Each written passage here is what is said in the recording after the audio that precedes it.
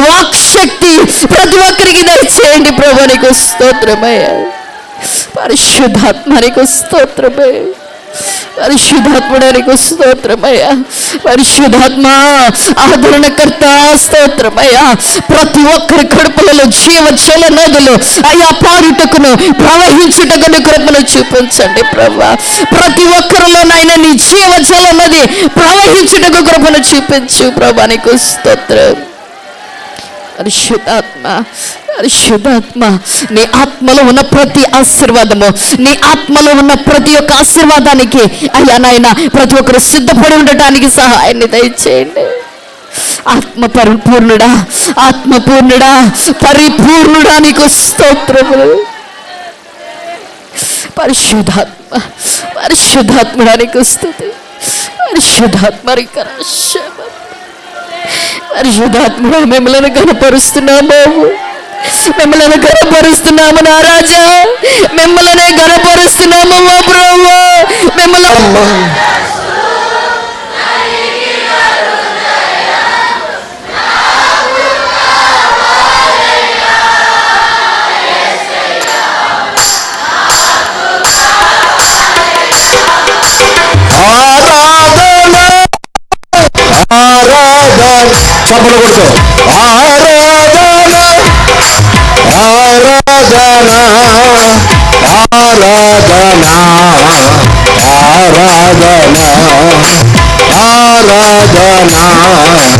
చప్పలు కొడుతూ మహోన్నతమైన సియోనులో సదాకాలము నా యేసయ్యతో జీవించుటే, నా యేసయ్యతో జీవించుటే నా ఆశ.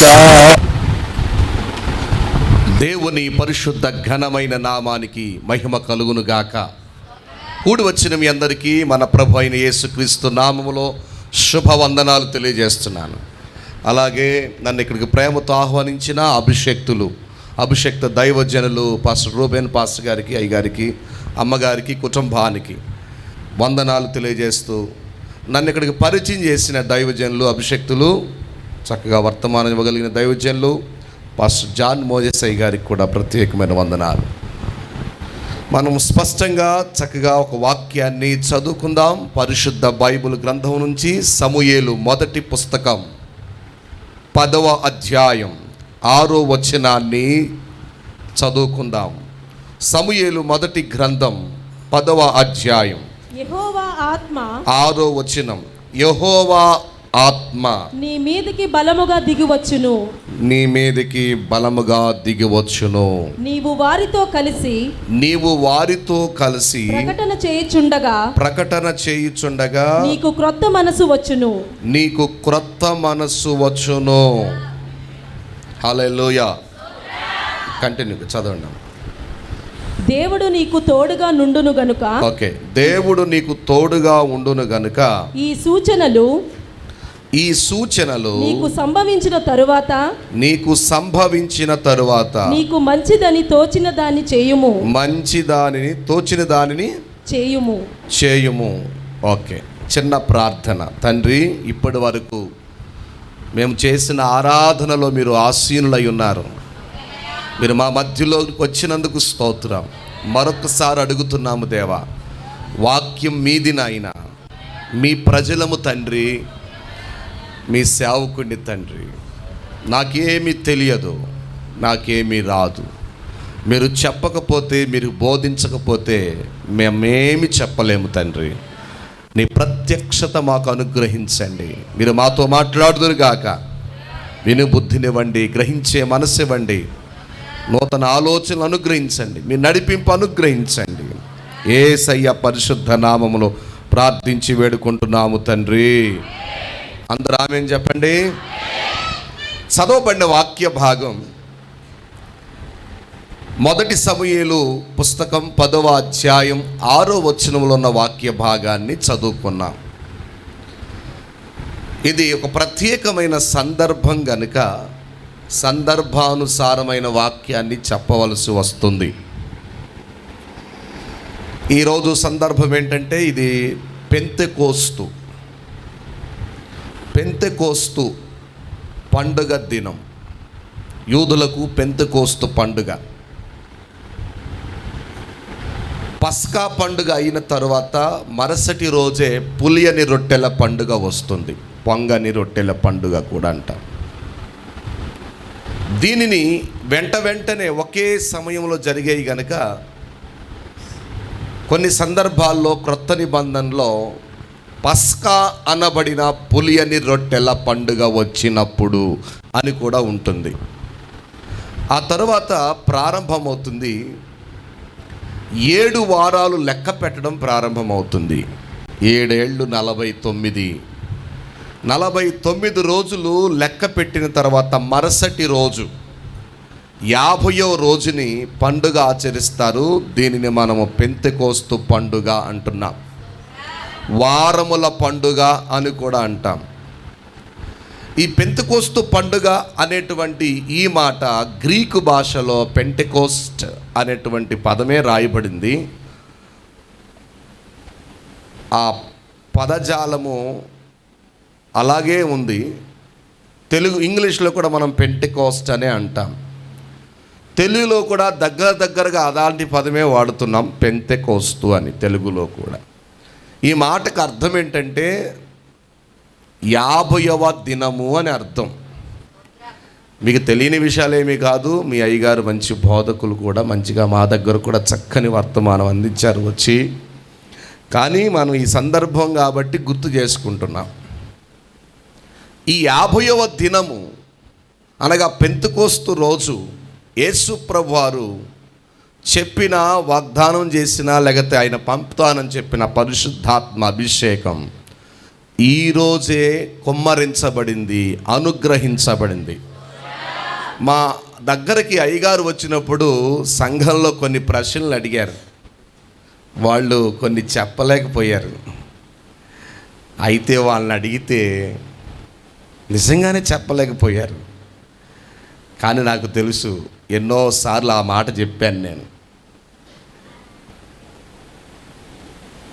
పాత నిబంధన ఆజ్ఞలకి క్రొత్త నిబంధన ఆజ్ఞలకి ఏదో ప్రశ్న అడిగినట్టున్నారు అయ్యారు.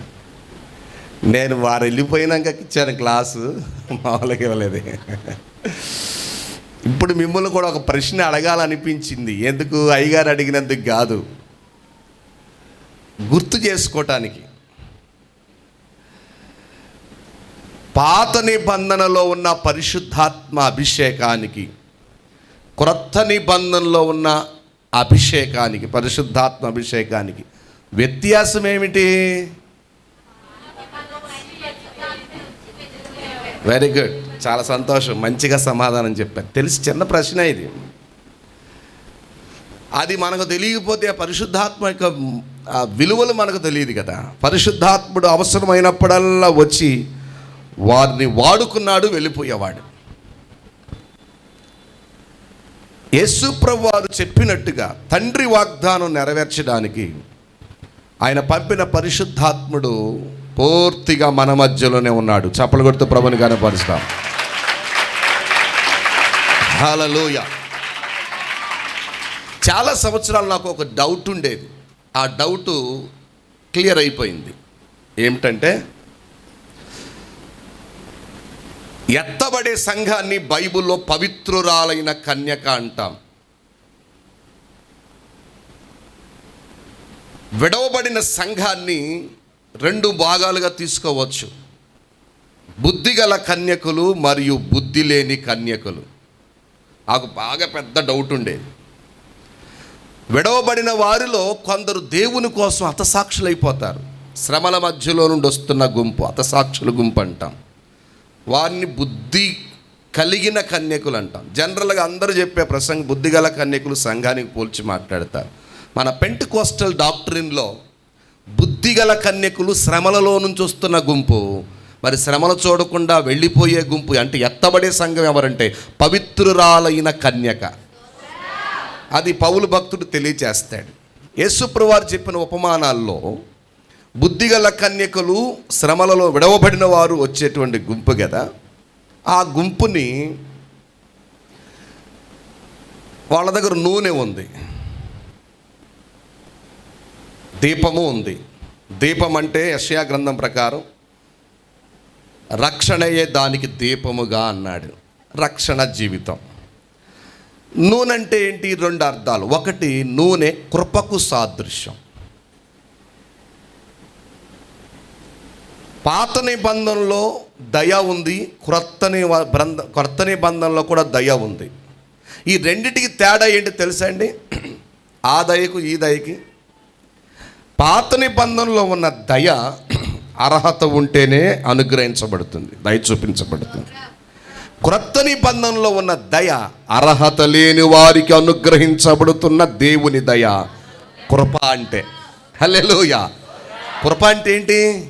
అర్హత లేని వారికి అనుగ్రహించబడుతున్న దేవుని దయ. ఇప్పుడు ఈ నూనె కృపకు సాదృశ్యం అయితే ఎటువంటి కృప లేదు, దయకు సాదృశ్యం అయితే ఎటువంటి దయ? నూనె రెండవ అర్థం పరిశుద్ధాత్మ అభిషేకానికి సాదృశ్యం అయితే బాగా డౌట్ ఉండేది. నేను ఎన్నోసార్లు ఈ బుద్ధిగల కన్యకల గురించి ఇది విడవబడుతున్న సంఘం అని బోధించా. మరి ఎత్తబడే సంఘం ఏది? పవిత్రురాలైన కన్యకగా ఉండాలని దాని గురించి బోధించా. మరి బుద్ధి లేని కన్యకలు ఎవరంటే భ్రష్టులైన సంఘం. సంఘం 3 గుంపులు అవుతుంది. ఏ, ఎత్తబడే సంఘం. బి, శ్రమలలోంచి వస్తున్న హతసాక్షుల గుంపు. సి, భ్రష్టులైపోయిన గుంపు. సంఘంలో 3 గుంపులు అవుతాయి. ఈ భ్రష్టులైపోయిన వాళ్ళు బుద్ధిహీనులైతే, బుద్ధి లేని కన్యకలైతే, మరి బుద్ధి గల కన్యకల్లో నూనె ఉంది కదా. ఒక డౌట్ ఉండేది, అంటే పరిశుద్ధాత్ముడు ఉన్నాడా? పరిశుద్ధాత్ముడు వెళ్ళిపోతాడు కదండి, సంఘం తీసుకెళ్ళిపోతున్నాడు, ఎత్తబడే సంఘాన్ని. మరి పరిశుద్ధాత్ముడు ఎలా ఉన్నాడు అంటే నూనె పరిశుద్ధాత్మకు చెప్తారు కదా. మరి ఎలాగా సాధ్యం అంటే ప్రభు నాకు ఇచ్చిన ఆలోచన చెప్తాను. పాత నిబంధనలో ఉన్న భక్తులకి పరిశుద్ధాత్ముడు ఎలా అవసరమయ్యాడో సరిగ్గా శ్రమల కాలంలో విడవబడిన వారికి పరిశుద్ధాత్ముడు అలా ఉంటాడు, కానీ పర్మనెంట్గా అక్కడ లేడు అనే సంగతి నాకు అర్థమైంది. ఈ సీక్రెట్ తెలుసుకోవడానికి చాలా సంవత్సరాలు వెతికాను, ప్రభు ఎలా ఎలా ఎలా చెప్పాలి అని.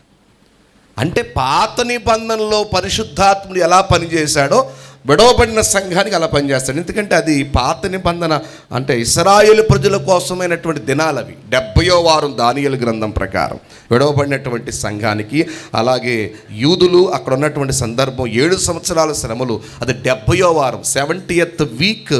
ఆ 70వ వారం సంఘానికి సంబంధించింది కాదు, ఇశ్రాయేలుకి సంబంధించింది. కాకపోతే విడవబడిన వారు అక్కడ ఉన్నారు కనుక అక్కడ మనం చూస్తే ఆ 7 సంవత్సరాల్లో పాత నిబంధన భక్తులకు అప్పుడు ఎలా పనిచేశాడో యూదులకి ఆ రోజు కూడా అలాగే పనిచేస్తాడు. అంటే పరిశుద్ధాత్ముడు అవసరమైనప్పుడు ఎలాగైతే ఎలాగ వాడుకున్నాడో, ఎలాగైతే తోడుండి ధైర్యపరిచాడో, ఆ రోజున శ్రమల కాలంలో పరిశుద్ధాత్ముడు పనిచేస్తాడు. పర్మనెంట్గా మాత్రం అక్కడ లేడు అనే సంగతి నాకు అర్థమైంది. అద్భుతమైన పాఠం ఇది. అయితే విషయం ఇది కాదు మంది. ఏమంటున్నానంటే పరిశుద్ధాత్ముడు పాత నిబంధనలో ఉన్న పరిశుద్ధాత్ముడు, క్రొత్త నిబంధనలో పరిశుద్ధాత్మ యొక్క పని తేడా మనం చెప్పుకున్నాం కదా, అది గుర్తొచ్చింది మీకు చెప్తున్నాను. సరే, ఇప్పుడు మన వాక్యంలోకి వెళ్ళినట్లయితే దానికంటే ముందుగా యేసు ప్రభువారు చెప్పినట్టుగానే తండ్రి వాగ్దానం అక్కడ నెరవేరింది. మేడగదిలో పెంతెకోస్తు పండగ ఆ రోజే ఎందుకు జరిగిందంటే ఇది లేఖనము నెరవేర్పు. 2 రొట్టెలు చేయబడతాయి. ఆ 2 రొట్టెలు ఆ రోజు అర్పిస్తారు దేవునికి. పెంతెకోస్తు పండగ రోజున 2 రొట్టెలు చేయబడినట్టుగానే పెంతెకోస్తు పండగ రోజున ఆత్మతో నింపబడినప్పుడు అక్కడ ఉన్నటువంటి ప్రజలందరూ రక్షించబడ్డారు. వాక్యం విన్న తర్వాత పేతురు వాక్యం 2 గుంపులు కనపడుతున్నాయి. ఒకళ్ళు యూదులలో నుంచి ఒక గుంపు, అన్యుల్లో నుంచి ఇంకో గుంపు రక్షణ పొందేశారు. అవి కాదా 2 రొట్టెలు? హల్లెలూయా. రెండవ అర్థం చెప్తాను. ఆ 2 రొట్టెలు ఎవరంటే, ఒకటి దైవజనుల గుంపు, రెండవది సంఘము, ఆ విశ్వాసుల గుంపును సూచిస్తుంది. పరిశుద్ధాత్మతో నింపబడినప్పుడు జరిగిన కార్యాలు ఫలితం అది. హల్లెలూయా. ఈ పెంతెకోస్తు అనే పండగ రోజు వచ్చినప్పుడు వారందరూ కూడుకున్నారు. యేసు ప్రభువారు చనిపోయి తిరిగి లేచిన తర్వాత 40 రోజులు భూమి మీద అగుపరుచుకున్నారు. దానికి గల కారణాలు 4. 1, నేను చెప్పినట్టే తిరిగి లేచాను చూడండి అని చెప్పడానికి. 2, నా యందు విశ్వాసం ఉంచిన వాడు చనిపోయినను తిరిగి లేస్తాడు, ఇక బ్రతికిన వాడికి ఎన్నడూ చనిపోడు అని చెప్పడానికి. 3, నేను తిరిగి లేవలేదని అబద్ధాలు చెప్పుకుంటూ తిరుగుతున్న వారి మాటలు వట్టివి అని చెప్పడానికి. 4, దేవుని రాజ్యమును గూర్చిన విషయాలు బోధిస్తూ ఉన్నాడు 40 రోజులు. దేవుని రాజ్యం అంటే 3 అంశాలుగా ఉంటుంది. ఒకటి అక్షరార్థమైన దేవుని రాజ్యం, అది ఇశ్రాయేలుకి ఇవ్వబడింది. మరలా తీసివేయబడింది బబులోనికి వాళ్ళు బానిసలైనందున, వీళ్ళు అష్షూరీయులకు బానిసలైన ఇశ్రాయేలీయులు బానిసలైనందున రాజ్యము ఆగిపోయింది. ఇప్పటికీ పూర్తిగా రాలేదు. 1000 ఏండ్ల పరిపాలనలో యేసయ్య వాళ్ళకి రాజ్యం ఇస్తాడు. దానికి పరిశుద్ధుల రాజ్యం అని పేరు. దాన్నే దేవుని రాజ్యములో ఒక భాగమైన అక్షరార్థమైన దేవుని రాజ్యం. రెండవది దేవుని రాజ్యం అంటే ఆత్మీయమైన దేవుని రాజ్యం, అంటే క్రొత్త నిబంధన సంఘం. మూడవది నిత్యమైన దేవుని రాజ్యం, అంటే పరలోక రాజ్యం, నిత్యత్వం. ఈ దేవుని రాజ్యాన్ని గురించి బోధిస్తూ ఉన్నారంట ఆయన. ఏ రోజులు? ఆయన చెప్పినట్టుగా పరలోకానికి ఆరోహణమై వెళ్ళిపోయారు. నేను వెళ్ళిన తర్వాత మీకు వేరొక ఆదరణకర్తను పంపుతానని చెప్పారు. ఆదరణకర్త పంపబడ్డాడు. అది పెంతెకోస్తు పండుగ దినమున. హల్లెలూయా. అందుకే బైబిల్ ఏమంటుందంటే ఇది వాగ్దానము అని చెప్తుంది. ఇది యోవేలు గ్రంథములో చెప్పబడిన వాగ్దానం అని చెప్పబడుతుంది. ఇది ప్రామిస్డ్, వాగ్దానం చేయబడింది పరిశుద్ధాత్మ గురించి. ఇది ప్రొఫెసైడ్, ఇది ప్రవచించబడింది. ఇది ప్రొవైడెడ్, అనుగ్రహించబడింది మన కోసం. ఇది ప్రూవ్డ్, ఇది ప్రూవ్ చేయబడింది. ప్రాక్టీస్డ్, ఇది మనం ప్రతిరోజు అనుభవిస్తున్నాం. హల్లెలూయా. పరిశుద్ధాత్మ అభిషేకాన్ని గురించి మనం తెలుసుకోవలసిన విషయం. పరిశుద్ధాత్మ దేవుణ్ణి ప్రతిరోజు అనుభవిస్తున్నాం, ప్రాక్టీస్డ్. కాబట్టి పరిశుద్ధాత్మ అభిషేకాన్ని గురించి మనం మాట్లాడుకుంటే ఎన్నో విషయాలు ఇక్కడ చెప్పబడ్డాయి. కానీ చదవబడిన వాక్యంలోనికి ముందుకు వెళ్ళిపోతాం. గమనించాల్సిన, యేసు ప్రభువారు తిరిగి లేచిన తర్వాత, ఆయన పరలోకానికి వెళ్ళిన తర్వాత మేడగదిలో 10 రోజులు కనిపెట్టుకున్నారు. ఆ 10వ రోజున అది పెంతెకోస్తు పండగ వచ్చిన తర్వాత వారు అందరూ ఆత్మ చేత నింపబడిన వారై, చెప్పండి, అందరూ. మారు మనసు ఎంతమందికి అండి? అంతటా అందరూ మారు మనసు పొందాలని ఆయన ఆజ్ఞ ఇచ్చెను. 17:30 అపోస్తలుల కార్యం. మారు మనసు అందరికీ అయితే బాప్తిస్మం ఎందరికండి? సమస్త జనులను శిష్యులుగా చేయుడి, తండ్రి యొక్క కుమారుని యొక్క పరిశుద్ధాత్మ నామములో వారికి బాప్తిస్మం ఇచ్చుచు నేను మీకు ఏ సంగతులు ఆజ్ఞాపించుతునో వాటన్నిటినీ గైకొనవలెనని వారికి బోధించుడి. ఎందరికండి బాప్తిస్మం? బాప్తిస్మం అందరికీ అయితే మరి పరిశుద్ధాత్మ అందరికీ? నా చిన్నప్పుడు పాప అనేది టీవీలో వాక్యాలు చెప్పేవాళ్ళు. అప్పుడు శుభవార్త అలాగే ఆరాధన ఛానల్లో టీవీలో వాక్యం వస్తుంటే అందులో వాక్యం చూస్తుంది. స్త్రీలందరూ ఆత్మ పొందుకుంటున్నారు, ఎక్కువ మంది చర్చెస్లో. పురుషులు పొందుకోవట్లేదు కదా. మా పాపకి ధర్మ సందేహం కాదు, ఆమెకు తెలిసిన న్యాయమైన నమ్మకం ఏంటంటే స్త్రీలు మాత్రమే ఆత్మ పొందుకుంటారని తెలుసు ఆవిడికి. ఎందుకు? చర్చిలో ఎవరిని చూస్తుంది? స్త్రీలు మాత్రమే పొందుకుంటారు, మిగతా వాళ్ళు పొందుకోవట్లేదు. అందుచేత ఓ రోజున ఆశ్చర్యంగా నా దగ్గరికి వచ్చి డాడీ ఏంటమ్మా అన్న. అక్కడ అంకుళ్ళందరూ ఆత్మ పొందుకుంటున్నారన్న. అంటే అంకుళ్ళు ఆత్మ పొందుకోరా అంటే ఆ మన ఇంట్లో ఏముందంటే మగవాళ్ళు ఆత్మ పొందుకోరు, ఆడవాళ్ళు మాత్రమే పొందుకుంటారా ఆమెకు తెలిసింది. ఈనాడు చాలామంది ఎక్కువ స్త్రీలే అభిషేకంతో పురుషులకు తక్కువగా ఉన్నారు. మనుషులందరి మీద, కొందరి మీద, అది మనుషులందరి మీద నా ఆత్మను కుమ్మరిస్తాను అన్నాడు. ఓకే, దేవుని ఆత్మ చేత నింపబడితే మనకు కలిగే ప్రయోజనాలు ఏంటి? ఆత్మ పొందకపోతే, లేకపోతే పొందుకున్న దాన్ని పోగొట్టుకుంటే వచ్చే నష్టం ఏంటి? కొన్ని మాటలు మీకు చెప్తాను వాక్యంలో నుంచి. ఎందుకంటే సందర్భం కాబట్టి సందర్భంలో నిలిచిపోయాను నేను, ఇంక బయటికి వెళ్ళను. చూడండి, మనం చదువుకున్న వాక్యంలో మరొకసారి సమూయేలు మొదటి పుస్తకంలో 10వ అధ్యాయములో 6వ వచనంలో మనం చదివిన మాట ఒకసారి మరలా గుర్తు చేసుకుందాం. యెహోవా ఆత్మ నీ మీదకి బలముగా దిగి వచ్చును, నీవు వారితో కలిసి ప్రకటన చేయుచుండగా నీకు క్రొత్త మనస్సు వచ్చును, దేవుడు నీకు తోడుగా ఉండును. ఈ సూచనలు నీకు సంభవించిన తర్వాత నీకు మంచిదని తోచిన దానిని చేయుము. వినాలి. ఈ సూచనలు నీకు సంభవించినప్పుడు, అంటే ఏ సూచనలు అవి? పైన చెప్పబడిన సూచనలు. దేవుని ఆత్మచేత నింపబడితే మనకు కలిగే కొన్ని సూచనలు కనబడుతున్నాయి, కొన్ని గుర్తులు కనబడుతున్నాయి. అందులో ఒక మాట నేను అది చెప్పక ముందు ఇక్కడ హైలైట్ చేయబడిన మాటను గుర్తు చేస్తా. ఇదే వచనములో నీకు క్రొత్త మనసు వచ్చును అనే దాని గురించి 2 మాటలు చెప్పనివ్వండి. ఇంగ్లీష్లో ఎలా ఉంటుంది? And the spirit of the lord will come upon thee and thou shalt prophesy with them and shalt be turn into another man. ఏమండి? And shalt be turned into another man. ఇక్కడ క్రొత్త మనసు నీకు వచ్చును అన్నాడు. ఇంగ్లీష్లో ఎలా turn అయిపోతావంట? వేరొక వ్యక్తిగా మారిపోతాం. ఎవరా వేరొక వ్యక్తి? ఆ మనిషి ఎవరు? ఇదిగో ఈ మనుషుడు అనే సాక్ష్యం యేసయ్య గురించి రాయబడి ఉంది. ఇదిగో ఈ మనుషుడు అని సువార్తలో మనం చూస్తాం. 1 తిమోతి 2:5 రాయబడింది. పౌలు భక్తుడు అంటున్నాడు, దేవుడొక్కడే, దేవునికి నీ నరులకు మధ్యవర్తి ఒక్కడే, ఆయనే క్రీస్తు యేసు నరుడు. ఇక్కడ మీకు చెప్పాలనుకుంది, టర్న్ ఇంటూ అనదర్ మ్యాన్. ఎవరు అనదర్ మ్యాన్? నజరేయుడైన యేసు. చప్పలు కొడుతూ ప్రభువుని కనబరుస్తాం. హల్లెలూయా. నీ మీదకు దేవుని ఆత్మ కనుక దిగి వస్తే టర్న్ ఇంటూ అనదర్ మ్యాన్, వేరొక వ్యక్తిగా మారిపోతావు. ఎవరా వేరొక వ్యక్తి అంటే ప్రభు అయిన యేసుక్రీస్తు. ఇదిగో ఆ నరుడు ఎవరు? క్రీస్తు యేసు నరుడు. ఆ క్రీస్తేసే మనము ఆ వేరొక వ్యక్తి అని అర్థం చేసుకోవాలి. ఆ క్రీస్తు యేసు వేరొక వ్యక్తిగా మారిపోతాం.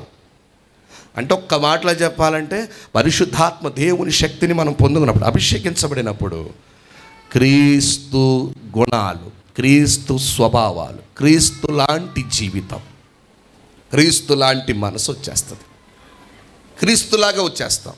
అందుకే భక్తులు పాడారు, యేసుతో ఉండాలని, యేసు వలె మారాలని నా ఆశయ్యా, నన్ను యేసు వలె మార్చుటకు పంపబడిన వాడా ఇప్పుడే దిగి రమ్మయ్యా. యేసుతో ఉండాలని, యేసు వలె మారాలని నా ఆశయ్యా, యేసుతో ఉండాలని, యేసు వలె మారాలని నా ఆశయ్యా, నన్ను యేసు వలె మార్చుటకు పంపబడిన వాడా ఇప్పుడే దిగి రమ్మయ్యా. నాలో నీవు, నీలో నేను కలిసి ఉండాలయ్యా, మనం కలిసి ఉండాలయ్యా. పరిశుద్ధ ఆత్ముడా, యేసు పంపిన వాడవు నీవేగా. పరిశుద్ధ ఆత్ముడా, యేసుతో ఉండాలని, యేసు వలె మారాలని, యేసుతో ఉండాలని, యేసు వలె మారాలని నా ఆశయ్యా, నన్ను యేసు వలె మార్చుటకు పంపబడిన వాడ ఇప్పుడే దిగి రమ్మయ్యా. నన్ను యేసు వలె మార్చుటకు పంపబడిన వాడ ఇప్పుడే దిగి రమ్మయ్యా. నాలో నీవు, నీలో నేను కలిసి ఉండాలయ్యా, మనం కలిసి ఉండాలయ్యా. పాడదాం, కలిసి ఉండాలయ్యా, మనం కలిసి ఉండాలయ్యా. పరిశుద్ధ ఆత్ముడా. హల్లెలూయా. ఆ వేరొక వ్యక్తి ఎవరంటే యేసు ప్రభువే. వేరొక వ్యక్తిగా మారిపోతావు. ఇది మనం క్రొత్త నిబంధనలో మనం తీసుకుని అన్వయించుకుంటే యేసులాగా మారిపోతాం, యేసయ్యలాగా. పరిశుద్ధాత్మ అభిషేకం మన మీద ఉన్నప్పుడు, హల్లెలూయా, ఆయన ఆత్మతో నడిపించబడినప్పుడు అలా చెప్పాడు. ఆ మాట చెప్పేటప్పుడు ఈ సూచనలన్నీ నీకు సంభవించినప్పుడు అన్నాడు. ఆత్మ బలముగా దిగి వస్తాడు. ఏ సూచనలు అవన్నీ మనం చదువుకుంటే మొదట 2వ వచనం,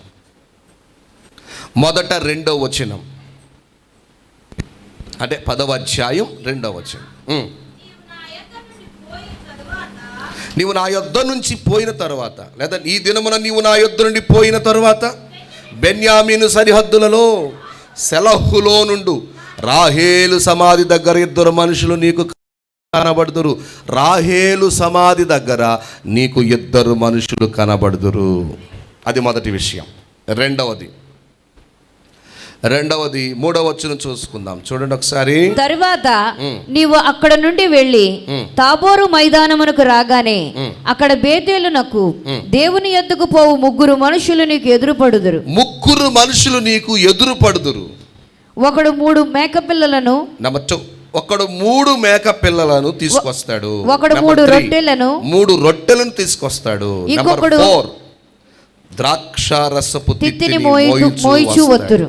ఇది ఈ 4 విషయాలు మనం సూచనలుగా సౌలుకి ఇవ్వబడ్డాయి. మనందరికీ తెలుసు. ఈ సందర్భాన్ని ధ్యానం చేసే ముందు సౌలు గురించి మనం కొన్ని విషయాలు తెలుసుకోవాలి. సౌలు బెన్యామీను గోత్రికుడు, కీషు కుమారుడు. తండ్రి గాడిదలను వెతకడానికి వెళ్ళాడు. తండ్రి గాడిదలను వెతుకుతున్నాడు. ఏం వెతుకుతున్నాడండి? ఒక మాటలో దీన్ని అన్వయించుకుంటే మన జీవితాల్లో లేదా మన అనుభవాల్లో లేకపోతే మనం ఒకసారి దీన్ని వర్ణించినప్పుడు, వివరణ తీసుకున్నప్పుడు దీన్ని ఎలా ఇంటర్ప్రిటేట్ చేయాలంటే ఒక్కసారి ఆలోచించేద్దాం. గాడిదలను వెతుకుతున్నాడంట. గాడిద అంటే బైబిల్లో మనం చూస్తాం, బుద్ధి జ్ఞానము లేని కంచర గాడిద వలె ఉండకూడి అన్నట్టు. చూసారా? గాడిదలను వెతుకుతున్నాడంటే వెతకాల్సింది ఎవరు? ఏం వెతుకుతున్నాడు? అజ్ఞానమును వెతుకుతున్నాడు. దేవుడు లేడని వారు బుద్ధిహీనులంట.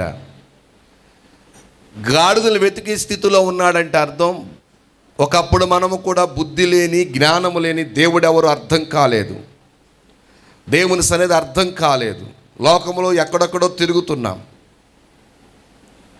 సౌలు అంటే ఇంగ్లీష్ బైబిల్లో కింద భాగంలో ఉంటుంది డిస్ట్రాయర్ అని ఉంటుంది. నాశన పురుషుడు అని, నాశన పురుషుడు అని, నశింపచేయువాడు అని. నేనంటాను ఈ పూట సౌలు నాశన పుత్రుడిగా కనబడ్డాడు, కానీ తర్వాత నూతన పురుషుడిగా మారాడు. హల్లెలూయా. నాశనానికి నూతనానికి కొంచెం తేడా, మధ్యలో నాశన పురుషుడు కాదు, ఆయన నూతన పురుషుడిగా మారిపోయాడు. ఒకప్పుడు మనము కూడా అంతే, ఎక్కడో లోకంలో నశించిపోతున్న పరిస్థితిలో ఉన్నాం, నశించిపోవడానికి సిద్ధంగా ఉన్నాం, లాస్ అయిపోయాం, అన్నీ పోగొట్టుకున్నాం. కృప లేదు, సంతోషం లేదు, సమాధానం లేదు, లోకంలో ఎక్కడెక్కడ తిరుగుతున్నాం, ఏదో పోగొట్టేసుకున్నాం. సౌలు తండ్రి గాడిదలు పోగొట్టేసుకున్నట్టుగా మనం కూడా ఏవేవో పోగొట్టేసుకుని జీవితం గడుపుతుండగా నష్టాల్లో ఉన్నాం, కష్టాల్లో ఉన్నాం. అప్పుడు దేవుడు గుర్తొచ్చాడు. ఎవరో పని మనిషి చెప్పినట్టుగా, ఇదిగో అక్కడ సమూయేలు అనే ఒక అతను ఉంటాడు, ఆ ఇంటికి వెళదాం పదని చెప్పినట్టుగా ఎవరో మనకు చెప్పారు. పని మనిషి చెప్పాడో, బంధువులే చెప్పారో, స్నేహితులే చెప్పారో, నేరుగా దైవజనుల ద్వారా వచ్చారో, బంధువుల ద్వారా వచ్చారో, స్నేహితుల ద్వారా వచ్చారో, వచ్చేసాం. ఎక్కడికి వచ్చాం? సమూయేలు ఇంటికి. ఆ పనివాడు తీసుకొచ్చినట్టుగా సౌలుని మనల్ని కూడా కష్టాల్లో, శ్రమల్లో, బాధల్లో ఉన్నప్పుడు ఇక్కడికి దేవుడు ఎద్దకు బంధువుల ద్వారా, స్నేహితుల ద్వారా, ఇంకెవరి ద్వారా, లేకపోతే దైవజనుల ద్వారా తీసుకురాబడ్డాం. ఇక్కడికి రాగానే దేవుని సన్నిధికి తీసుకురాబడ్డాము. తీసుకురాగానే అసలు విషయం తెలిసింది, అక్కడ వేరొక వ్యక్తిగా మారిపోతామని. స్తోత్రం చెప్పండి గట్టిగా, హల్లెలూయా. వేరొక వ్యక్తిగా అంటే క్రీస్తు వలె మారిపోవడానికి దేవుడు అనుమతించాడని సమూయేలు చెప్పిన మాట అద్భుతంగా కనపడుతుంది. అక్కడ నీ మీదకి యెహోవాత్మ బలముగా దిగి వస్తుంది. అప్పుడు నీకు వేరొక మనస్సు అంటే వేరొక వ్యక్తిగా మారిపోతా. అయితే పిల్లలు గమనించాలి, అది జరిగిన తర్వాత నేను ఒక మాట చెప్తాను. మనందరూ ఇప్పుడు ఎవరిని ఎదుగుతున్నా అని చెప్పండి? గాడిదలను ఎదగట్లేదు, ఇంకొకటి ఎదగలేదు. బైబిల్ అంటుంది, జ్ఞానులు దేవుణ్ణి వెతుకుదురు. దేవుణ్ణి వెతకడం మొదలు పెట్టేస్తున్నాం మనం. దేవునిలో ఇంకా ఎన్ని ఉపదేశాలన్నా, ఎంత సత్యాలు నేర్చుకుని, ఇంకా అద్భుతమైన పాఠం చెప్పనా, ఉపదేశాలు ఎన్నన్నా వినండి, ఇంకా క్రొత్త ధనం ఉంటుంది. బోరు కొట్టే వ్యవహారం ఏముండదు ఇక్కడ. ఎందుకని అదే వాక్యంలోంచి అదే వాక్యం ఇంకా ఎన్నెన్నో క్రొత్త ప్రత్యక్షతలు వస్తాయి. ఎన్ని సంవత్సరాలు గడిచిన, ఎన్ని ప్రసంగాలు విన్నా, ఎన్నిసార్లు వాక్యం చదివినా మనలో క్రొత్త ధనమే ఉంటుంది. అది మనకి నూతనత్వం కలిగిస్తుంది. కాబట్టి ఇక్కడ మనం దేవుణ్ణి వెతకటం మొదలు పెట్టాం. ఇంకా వెతుకుతూనే ఉన్నాం, ఇంకా ప్రభు దగ్గర ఎదుగుతూనే ఉన్నాం, ఇంకా నేర్చుకుంటూనే ఉన్నాం. దేవుణ్ణి వెతకటం మొదలు పెట్టాడు. పిల్లారా గమనించాలి, సమూయేలు అన్న మాట, దేవుని ఆత్మ నీ మీదకు బలముగా దిగి వచ్చినప్పుడు వేరొక ఆత్మ వస్తుంది అన్నాడు. చూసారా? అప్పుడు ఏం జరుగుతుందంటే నీకు కొన్ని సూచనలు కనబడతాయి అన్నాడు. నేనంటాను, ఇక్కడ కూర్చున్న మీలో దేవుని ఆత్మ చేత నింపబడినప్పుడు సూచనలు కనబడుతున్నాయా? ఆత్మ చేత నింపబడ్డాం అనుకుంటున్నాం, ఏదో 1-2 భాషలు మాట్లాడాం అనుకుంటున్నాం. మీకు ఘోరమైన మాట చెప్పాలి, ఎంత బాధాకరమైన మాట అంటే, ఎంత కష్టంతో కూడిన మాట అంటే, పరిశుద్ధాత్మ పొందుకున్నామన్న వారు, నింపబడ్డాం అనుకున్న వాళ్ళు గమనించాలి, పరిశుద్ధాత్ముడికి బైబిల్లో చాలా పేర్లు ఇవ్వబడ్డాయి, చాలా లక్షణాలు ఇవ్వబడ్డాయి. ఆయన దేవుని లక్షణాల్లో ఒకటి సెన్సిటివ్. పరిశుద్ధాత్ముడు సెన్సిటివ్, గుర్తుపెట్టుకోవాలి. ఆయన సున్నితముగా ఉంటాడు. ఆయన కొంచెము తప్పు జరిగిన నీలో ఆయన బాధపడతాడు. గమనించాలి, పరిశుద్ధాత్మ దేవుని పొందిన తర్వాత, అనుభవిస్తున్న తర్వాత పొరపాటు మనలో జరుగుతుంటే ఆయన సెన్సిటివ్, బాధపడతాడు. అందుకే పరిశుద్ధాత్మను దుఃఖపెట్టొద్దు అని రాశాడు. తర్వాత అన్నాడు, ఆత్మను ఆర్పివేయకండి అన్నాడు, శోధించకండి అన్నాడు, మోసపరచకండి అన్నాడు, అవమానపరచొద్దు అన్నాడు. పరిశుద్ధాత్మనికి వ్యతిరేకంగా మనం చేయకూడనివి ఇవే. దుఃఖపెట్టకూడదు, మోసపరచకూడదు, శోధించకూడదు కదా. ఇంకేమనుకున్నాం? ఆర్పివేయబడకూడదు. పరిశుద్ధాత్మను ఆర్పివేయబడతాడు కొన్నిసార్లు నీ జీవితంలో. అంత సెన్సిటివ్. ఈ పరిశుద్ధాత్మను పొందిన తర్వాత మనలో కనబడాల్సిన సూచనలు ఇక్కడ రాయబడ్డాయండి. ఆ సూచనలు ఏంటంటే 2వ వచనంలో కనపడతాయి. నన్ను విడిచి వెళ్ళిన తర్వాత, నువ్వు ఆత్మ పొందుకున్న తర్వాత నీకు కనబడాల్సిన నెంబర్ 1 సమాధి. ఎవరి సమాధి అట? రాహేలు సమాధి దగ్గర 2 మనుషులు నీకు కనబడుదురు. ఈ 2 మాటలు గుర్తు చేసుకుందాం. సహజంగా సమాధి అనగానే మనకు గుర్తొచ్చేది ఏంటంటే పాతి పెట్టబడిన స్థలం. ఒక వ్యక్తిని పాతి పెడతారు. ఒక జంతువుని పాతి పెట్టారా, అది పక్కన పెట్టేస్తే జనరల్గా మనం అర్థం చేసుకునేది ఒక వ్యక్తిని, చచ్చిపోయిన వ్యక్తిని పాతి పెడతారు. మనందరికీ తెలుసు, ఉపదేశ క్రమం ప్రకారం ఒక వ్యక్తి చచ్చిపోయాడంటే పాపముల చేత పాపములను ఒప్పుకుని విడిచిపెట్టి ప్రభు దగ్గర పాపక్షమాపణ పొందుకుంటే దానికి బైబిల్ అంటున్న పేరు రక్షణను గూర్చిన జ్ఞానము అని. మనం అంటున్నాం మారు మనస్సు అనుభవం అంటున్నాం. ఇది చనిపోయిన అనుభవానికైతే పాతి పెట్టబడిన అనుభవం ఏంటో తెలిసిన, అది సమాధి చేయబడిన అనుభవం ఏంటో తెలుసా? బాప్తిస్మము యొక్క అనుభవం. హల్లెలూయా. ఆ తర్వాత ఇక్కడ ఒక మాట చెప్తున్నాడు, 2 సాక్షులు ఉన్నారంట. అక్కడ 2 వ్యక్తులు ఉన్నారంట. అది సాక్ష్య జీవితానికి గుర్తు. ఎందుకంటే మత్తయి సువార్త 17వ అధ్యాయం అనుకుంటాను, 2-3 సాక్షులు అన్నాడు కదా. ఎన్నో వచనం అది? 17వ వచనం అనుకుంటాను. మత్తయి సువార్త 18వ అధ్యాయం 16వ వచనం. మత్తయి సువార్త 18:16. అతడు వినని ఎడల 2-3 సాక్షుల నోట, వినకపోతే 2-3 సాక్షులలో ప్రతి మాట స్థిరపరచునట్లు నీవు ఒకరినిద్దరిని వెంటబెట్టుకొని. వినండి, యేసుక్రీస్తు నామములో పొందుతున్న రక్షణ 2 సాక్షులుగా ఉన్నారు. తండ్రియు పరిశుద్ధాత్ముడు 2 ఈ కార్యానికి సాక్షులుగా ఉన్నారు. నేనేమంటున్నానంటే, రక్షణ బాప్తిస్మం ఆత్మతో నింపబడిన మనందరము ప్రతిరోజు బాప్తిస్మము యొక్క అనుభవంలోనికి వెళుతున్నాం. ప్రతిరోజు వెళుతున్నాం. ఏదో పొందేసిన రోజు కాదు. ఆత్మతో నింపబడినప్పుడు కనబడాల్సిన సూచన ఏంటి అంటే, ప్రతిరోజు బాప్తిస్మం యొక్క అనుభవం కనబడాలి. అంటే దాని అర్థం ఏంటంటే, మారు మనసు పొందినప్పుడు, నీ పాపాలు ఒప్పుకుని విడిచిపెట్టినప్పుడు జరిగిందేంటో తెలుసా? పాపపు క్రియలపై ఒక జయం వచ్చింది. దేనిపై జయం వచ్చిందండి? పాపపు క్రియలపై జయం వస్తుంది. నీవు బాప్తిస్మం పొందినప్పుడు పాప స్వభావంపై జయం వస్తుంది. అంటే పాప స్వభావం అన్నప్పుడు నేచర్, అంటే ఆదాము పాపం, ప్రకృతి పాపం మనలో పనిచేస్తుంది. ఏదైతే వద్దనుకున్నావో విడిచిపెట్టావో మరలా పాపం చేసే అవకాశం ఉంది. ఎందుకంటే మన నేచర్, మన స్వభావం, పాపపు స్వభావాన్ని ప్రతిరోజు చంపివేసుకోవడమే బాప్తిస్మం యొక్క అనుభవం అంటే. హల్లెలూయా. బాప్తిస్మం పొందిన తర్వాత నుంచి మీరు చదవండి, వాక్యంలో రోమాపత్రిక 6:11 రాస్తాడు. రోమాపత్రిక 6:11 ఆ మాట ఒక్కటి చదవండి.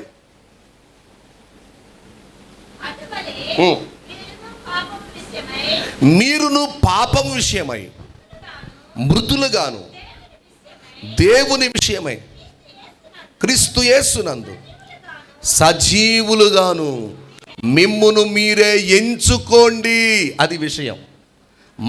మనమే ప్రతిరోజు ఏమని ఎంచుకోవాలి?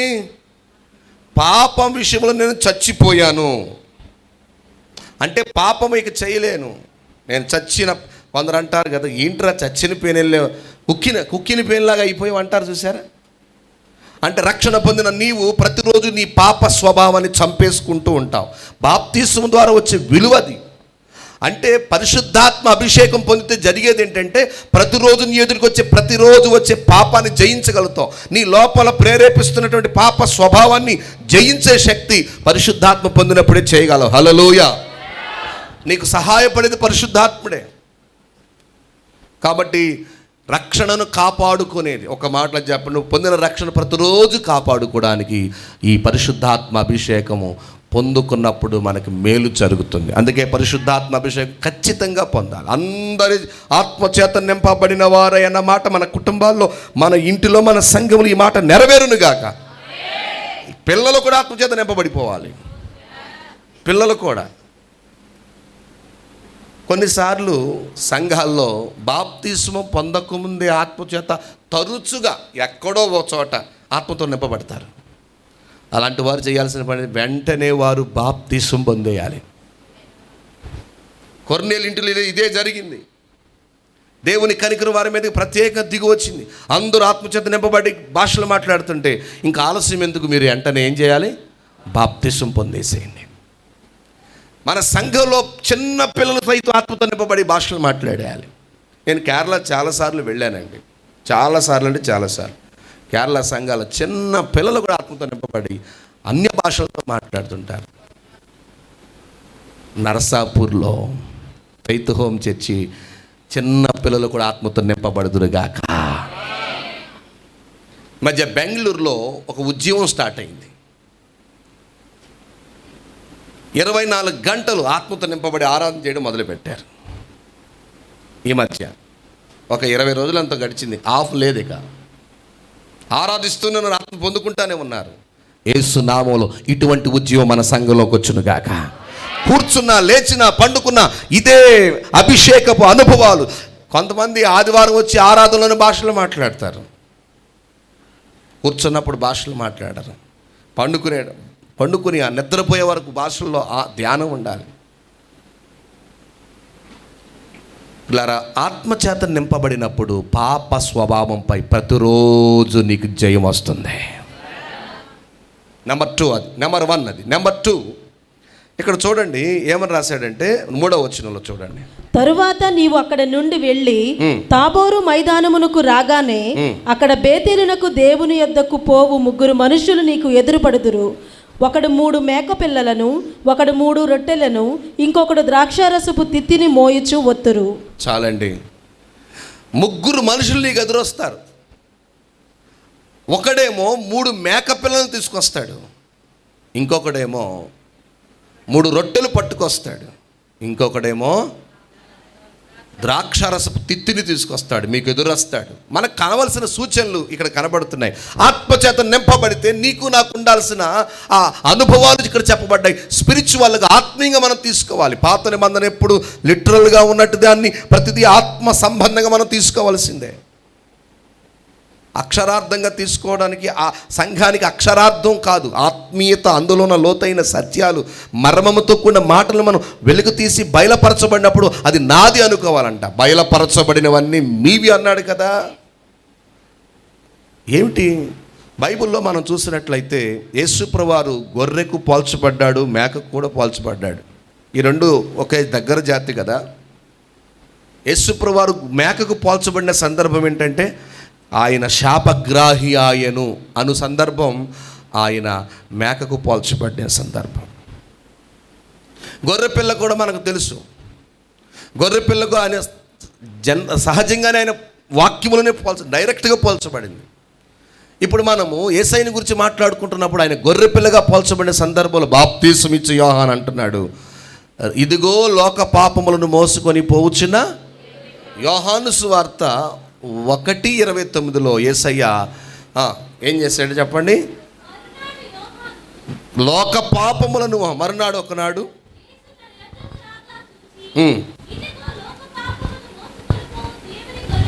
లోక పాపములను మోసుకొని పోవచ్చున్న దేవుని గొర్రెపిల్ల. మొదటిది ఇక్కడ ఒక 3 మేకలు అన్నాడు కదా.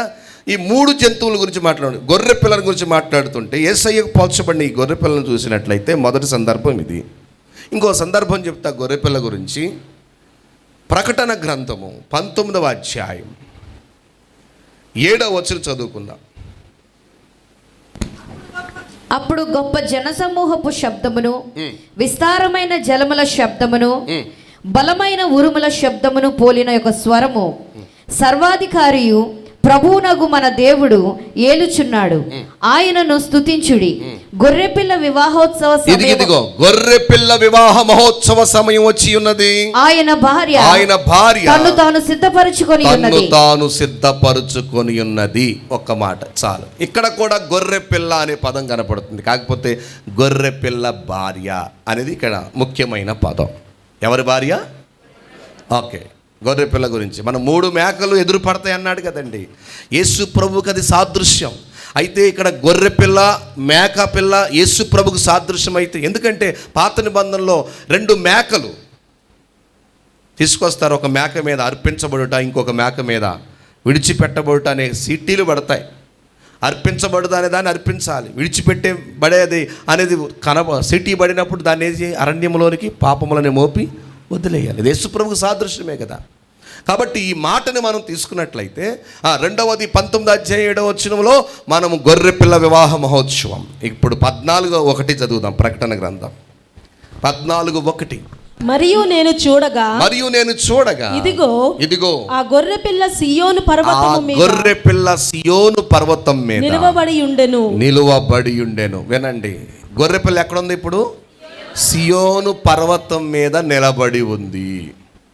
3 సందర్భాల్లో గొర్రెల గురించి చూసాం. ఎందుకు 3 సందర్భాలు చూడాల్సి వచ్చింది? అక్కడ సూచన ఏంటి?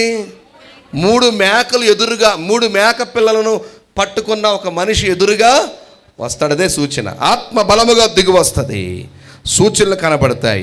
ఈ పూట నరసాపురములో ఫైతోము సంఘములో ఆత్మ బలముగా దిగి వస్తుండగా, ఆత్మతో నింపబడుతున్న సంఘమా, ఆత్మచేత నడిపించబడుతున్న సంఘమా, మనకు కనబడాలి సూచనలు. 3 రకాల సూచనలు. అందులో ఒకటి ఏమనుకున్నాం? సమాధి యొక్క అనుభవం. అంటే పాప స్వభావంపై ప్రతిరోజు జయము రావాలి. నెంబర్ 2, ప్రతిరోజు పాప స్వభావంపై జయము రావాలి. నెంబర్ 2, 3 అనుభవాలు ఉండాలి. 1,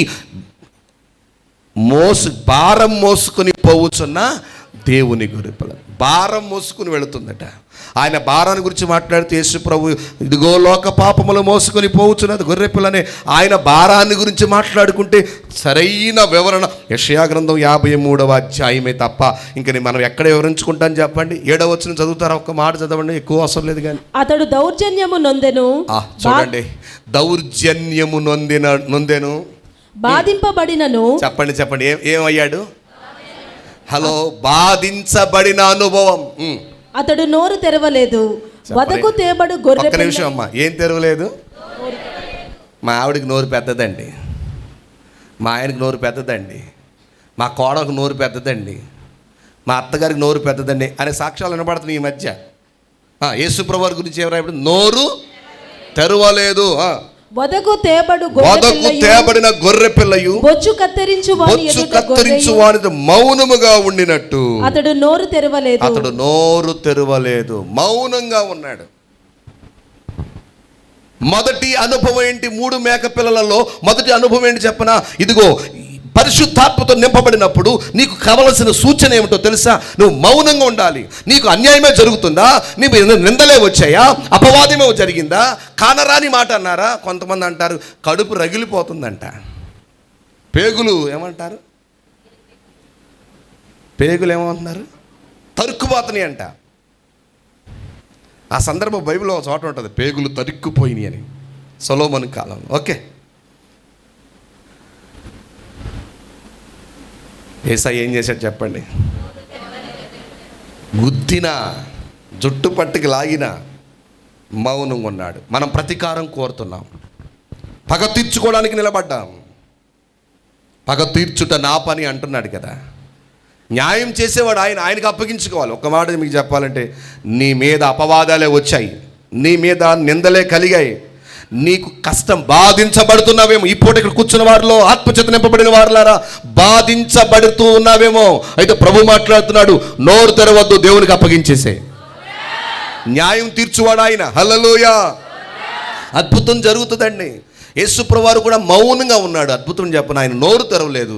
కానీ ఆయన మౌనంగా ఉండడం, ఆయన నోరు తెరవకుండా ఉండడం వల్ల, ఆయన తృణీకరించబడడం వల్ల పరలోకం అంగీకరించి సింహాసనమే అనుగ్రహించబడింది. హల్లెలూయా. నేనంటాను, ఈ పూట నువ్వు మౌనంగా ఉంటే అది ఆత్మ ద్వారా కలిగే సూచన. అయితే నువ్వు పగ పెట్టుకోక, కోపాన్ని పెట్టుకోక, క్షమించే మనసు, ఓర్చుకునే మనసు. ఎంతకాలం క్షమించాలండి అంటే మరి చెప్పలేను. బైబిల్లో చెప్తే మీకు ఘోరం అనిపిస్తుంది. మీకు ఎంతకాలం క్షమించాలంటే 77 మారులు మట్టుకు. ఎంత మట్టుకు? 70 and 7. 70 అంటే ఆయుష్కాలం. ఆయుష్కాలం చెప్పాలి 70 సంవత్సరాలు. 7 అంటే అర్థం ఏంటి? ఆయుష్కాలం అంటే జీవితాంతం క్షమించాలి. మరి ఒక ఆమెను అడిగితే, అమ్మా మీ అత్తగారిని క్షమించేయాలమ్మంటే, ఎవరినైనా క్షమిస్తాను కానీ మా అత్తను మాత్రం క్షమించనంటుంది ఆవిడ. నరకానికి పోతామంటే పోతే పోయాలే అంటుందమ్మా. నరకం అంటే సూపర్ మార్కెట్ అనుకున్నారా? డీమార్ట్లో షాపింగ్ అనుకున్నారా? రైతు బజార్, ఆ తుమ్ము వదిలేసి వస్తున్నారు. రైతు బజార్కి వెళ్తే ఎవరికైనా తుమ్ములు వస్తాయి ఆ దుమ్ముకి. రైతు బజార్ అనుకున్నారా తుమ్మడానికి రావడానికి? జీవితాంతం క్షమించాలి. 7 సంపూర్ణత, పూర్తిగా క్షమించాలి.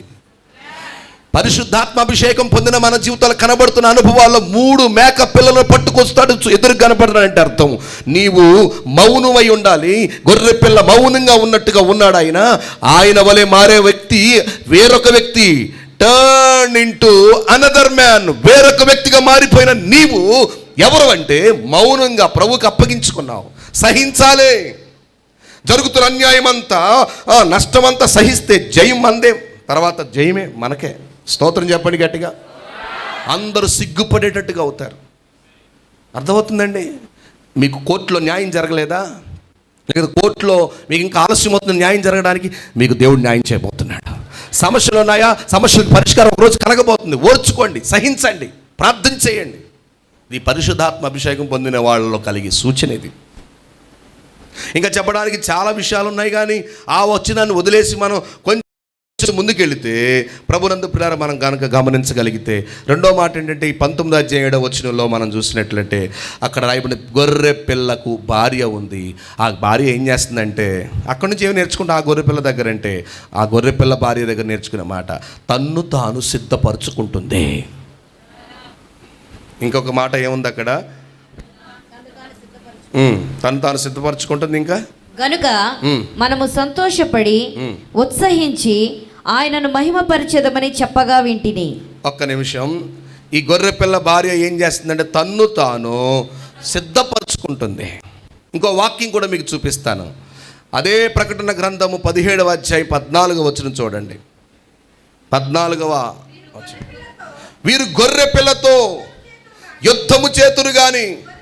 గొర్రె పిల్లతో ఉన్నవాళ్ళు, గొర్రె పిల్ల భార్య ఎవరో తెలుసండి? పిలవబడిన వారు, ఏర్పరచబడిన వారు, నమ్మకస్తులు అని రాయబడి ఉంది. 3 గుంపులండి, మూడు పేర్లు ఉన్నాయి. 1 పిలవబడిన వారు, 2 ఏర్పరచబడిన వారు, 3 నమ్మకస్తులు. పిలవబడుట, ఏర్పరచబడుట అది దేవునికి సంబంధించింది. మరి మిగతా 3వది అదే నమ్మకస్తులు అనే పదం ఎవరికి సంబంధించింది? నీకు సంబంధించింది. నీవు ఉన్నావా లేదా నమ్మకం? గొర్రె పిల్లతో ఉన్నవారు ఎవరు? గొర్రె పిల్లతో ఉన్నది ఎవరంటే తన భార్య తన్ను తాను సిద్ధపరచుకుంటుంది. మొదట సిద్ధపాటు, తన్ను తాను సిద్ధపరచుకుంటుంది. రెండవది గొర్రెపిల్ల భార్య నమ్మకస్తురాలు.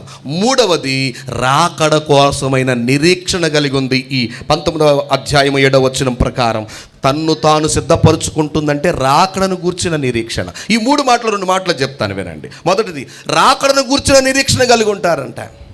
దేవుని ఆత్మచేత నింపబడిన వారు కలిగే సూచన ఏంటో తెలిసిన, రాకడ కొరకు నిరీక్షణ కలిగి ఉంటారు.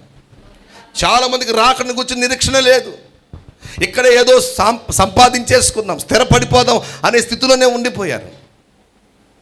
నేను అంటాను, మీరు స్థిరపడకూడదని కోరుకోవటం లేదు. మీరు సంపాదించుదురు గాక, ఇంకానూ విస్తరించును గాక. హలో, కానీ ఒకటి చెప్పాలి, భవిష్యత్తు మాత్రం బాగోలేదు. భవిష్యత్తు బాగోలేదండి. పరిస్థితులన్నీ తారుమారైపోయాయి. ఏ కాడికి మనం ఏమనుకోవాలంటే, ప్రభువా నువ్వు ఎప్పుడు వస్తావు అని రమ్ము అని పిలిచే పరిస్థితుల్లో ఉంది సంఘం. యేసయ్యా త్వరగా రాయా అని పిలిచే పరిస్థితుల్లో ఉండాలి సంఘం. రాకడను గూర్చిన నిరీక్షణ పెట్టుకున్న ప్రతి వారు ఎలా ఉంటారో ఒక మాట గుర్తు చేస్తాను. యోహాను మొదటి పత్రిక 3:2 ఈ నిరీక్షణ పెట్టుకున్న ప్రతి వాడు యేసు ప్రభు పరిశుద్ధుడిగా ఉన్నట్టుగా, పవిత్రుడిగా ఉన్నట్టుగా, ఆయన శుద్ధిగా ఏమంటారు, పరిశుద్ధంగా ఉన్నట్టుగా మనము కూడా పరిశుద్ధులమై పవిత్రులమై ఉండాలి అని కోరుకుంటారట. స్తోత్రం చెప్పండి గట్టిగా. రాకడ కూర్చిన నిరీక్షణ పెట్టుకుంటామంట. అలా నిరీక్షణ ఉన్న వాళ్ళు ఎలా ఉంటారంటే ఎప్పుడు పరిశుద్ధంగా ఉండాలని కోరుకుంటారు. ఎలా సాధ్యమవుతుంది? వాక్యం వింటుండగా పరిశుద్ధత. 17 యోహాను ప్రకారం వాక్యం చదువుతూ వింటుండగా పరిశుద్ధపరచబడతాం. యేసయ్య రక్తము ద్వారా పరిశుద్ధత. 1:27 మొదటి యోహాను ప్రకారం యేసు రక్తం ప్రతిరోజు నువ్వు ధ్యానిస్తున్నప్పుడు, ప్రార్థిస్తుండగా, ధ్యానం చేస్తుండగా ఆ రక్తము నిన్ను శుద్ధీకరిస్తూ ఉంది. రోమా 15:15 ప్రకారం ఆయన ఆత్మదేవుడే మనల్ని ప్రతిరోజు పరిశుద్ధపరుస్తుంటాడు. ఈ పరిశుద్ధతను కాపాడుకుంటూ ఉంటారు నిరీక్షణ కలిగిన వాళ్ళు. పరిశుద్ధాత్మ అభిషేకంలో వచ్చే సూచన రాకడను గురించి నిరీక్షణ కలిగి ఉంటారు. అది అక్కడ మనం నేర్చుకున్న గొర్రెపిల్లతో ఉన్న భార్య తన్ను తాను సిద్ధపరుచుకుంటుందట. ఎవరో సిద్ధపరిచేది కాదు, ఎవరికి వాళ్ళే సిద్ధపడాలి. అంటే నువ్వు రాకళ్ళు ఎత్తబడలేదంటే దేవుంది కాదు తప్పు, విడవబడ్డావంటే దేవుంది కాదు నేరం.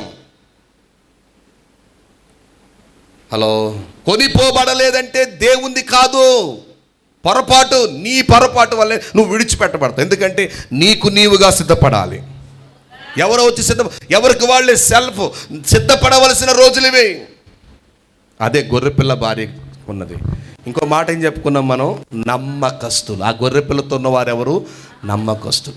ఇక్కడ మూడు పదాలు, మొదటి 2 పదాలు దేవుడికి సంబంధించి, పిలిచేదే దేవుడు, ఏర్పరచుకునేది దేవుడు. కానీ నమ్మకస్తులు అనే పదం ఎవరికి సంబంధించింది? నేను ఒక మాట చెప్పి ముందుకెళ్ళిపోతాను పాయింట్కి. ఈ సబ్ పాయింట్లు దాటి మెయిన్ పాయింట్కి వచ్చేస్తాను.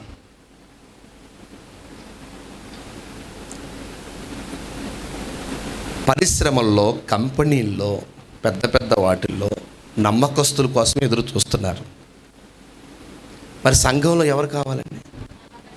పరిచర్య చేయాలంటే నమ్మకస్తులు కావాలి. నేను ఒక మాట చెప్పాలి ఇక్కడ. ప్రతి క్రైస్తవ లోకంలో పరిచారకులు చాలామంది ఉన్నారండి. ఒక్కోసారి అంటాం, వాడు చేస్తాడురా పని. అసలు మా చర్చిలో ఒక కుర్రోడు ఉండేవాడు, చనిపోయాడు.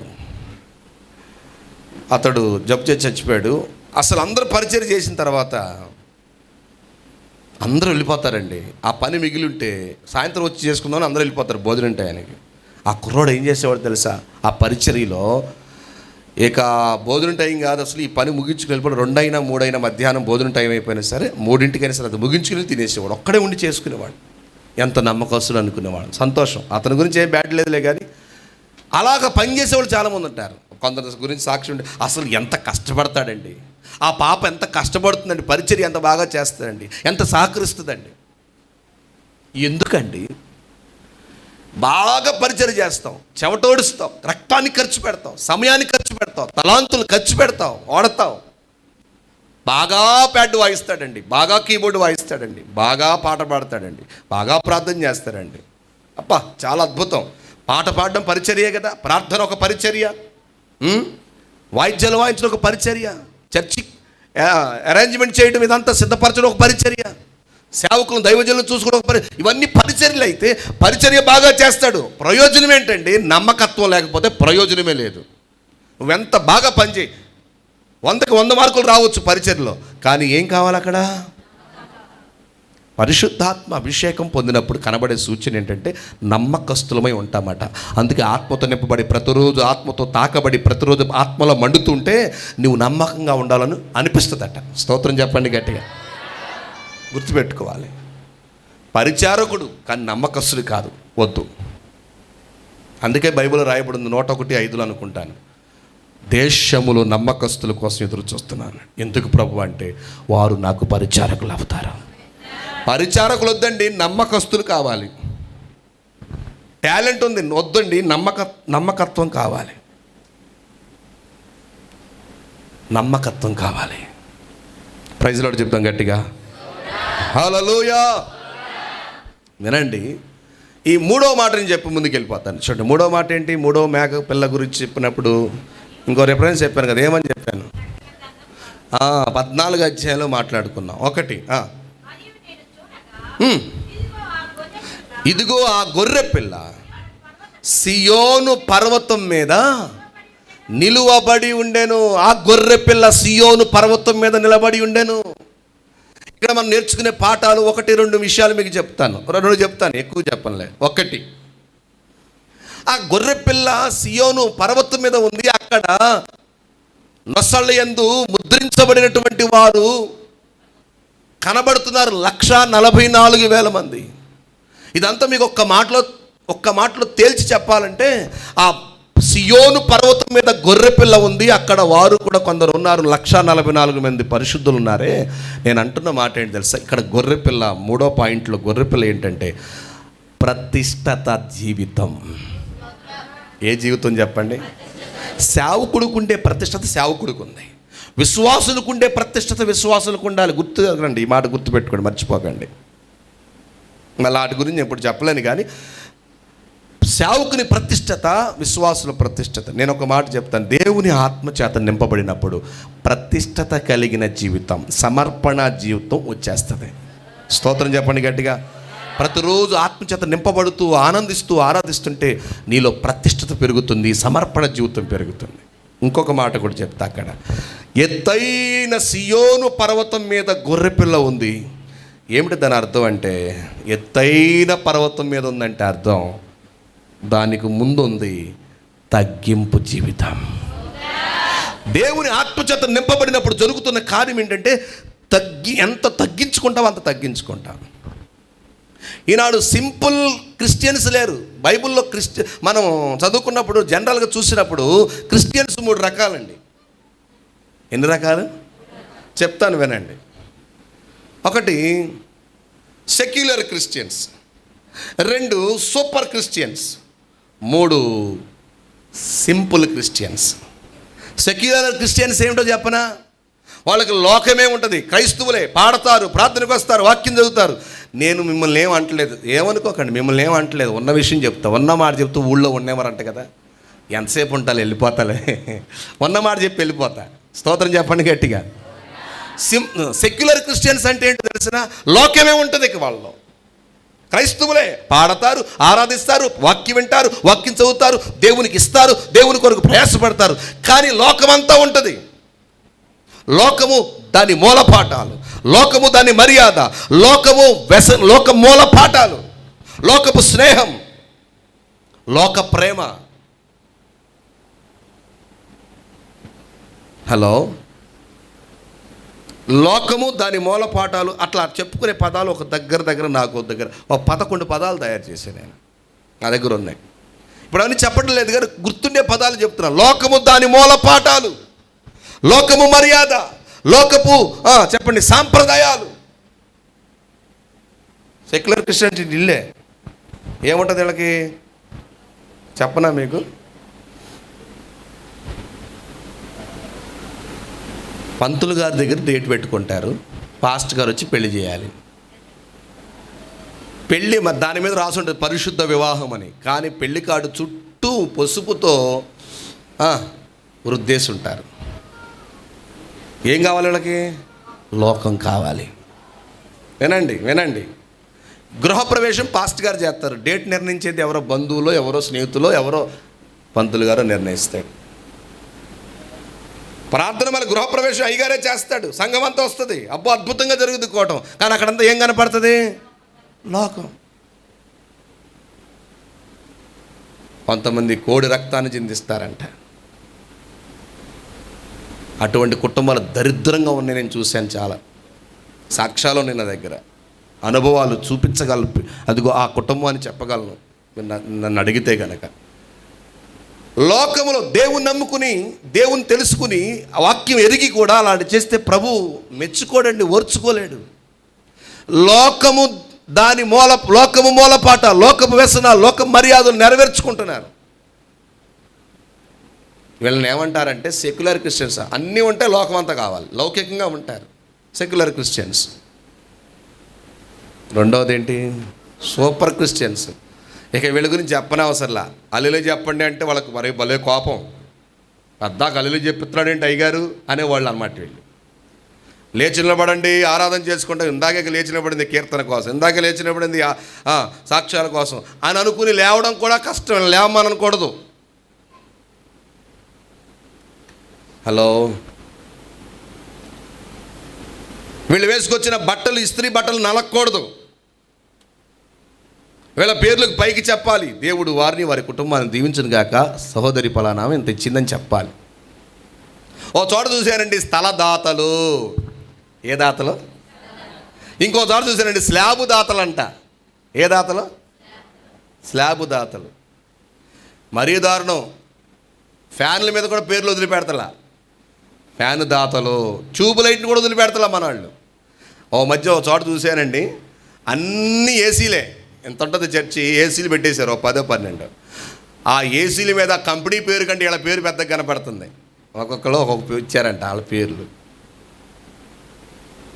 ఘోరమైన మాట చెప్పనా, ఈ భూమి మీద మన పేర్లు కనబడాలనుకుంటే పరలోకంలో మన పేర్లు కనబడవండి.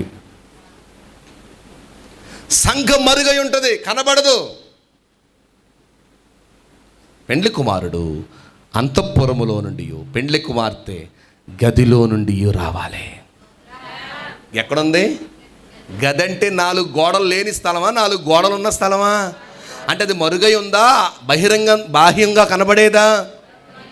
సంఘము అన్నిట్లో మరుగై ఉండాలి, కనబడకూడదు కదా. మీ పేర్లు కనబడాలని కోరుకున్నారు. వీళ్ళని సూపర్ క్రిస్టియన్స్ అంటారు. వీళ్ళని లేచి నిలబడండి అనకూడదు, వీళ్ళని చప్పట్లు కొట్టని అనకూడదు, గట్టిగా అరవండి అని చెప్పకూడదు. అటువంటి సంఘాలు చాలా మంది జనాభా ఉంటున్నారు ఇప్పుడు. Super Christians. నేను చెప్పింది ఏంటి? Simple Christians. గొర్రెపిల్ల ఆ పర్వతం మీద, గొర్రెపిల్ల సియోను పర్వతం మీద ఉన్న గొర్రెపిల్లని రాశాడు చూసారా. ఆ సియోను పర్వతం అనేది, ఎత్తైన పర్వతం అనేది ఎక్కడి నుంచి వచ్చింది ఈ అనుభవం అంటే? తగ్గించుకుంటే. స్తోత్రం చెప్పండి.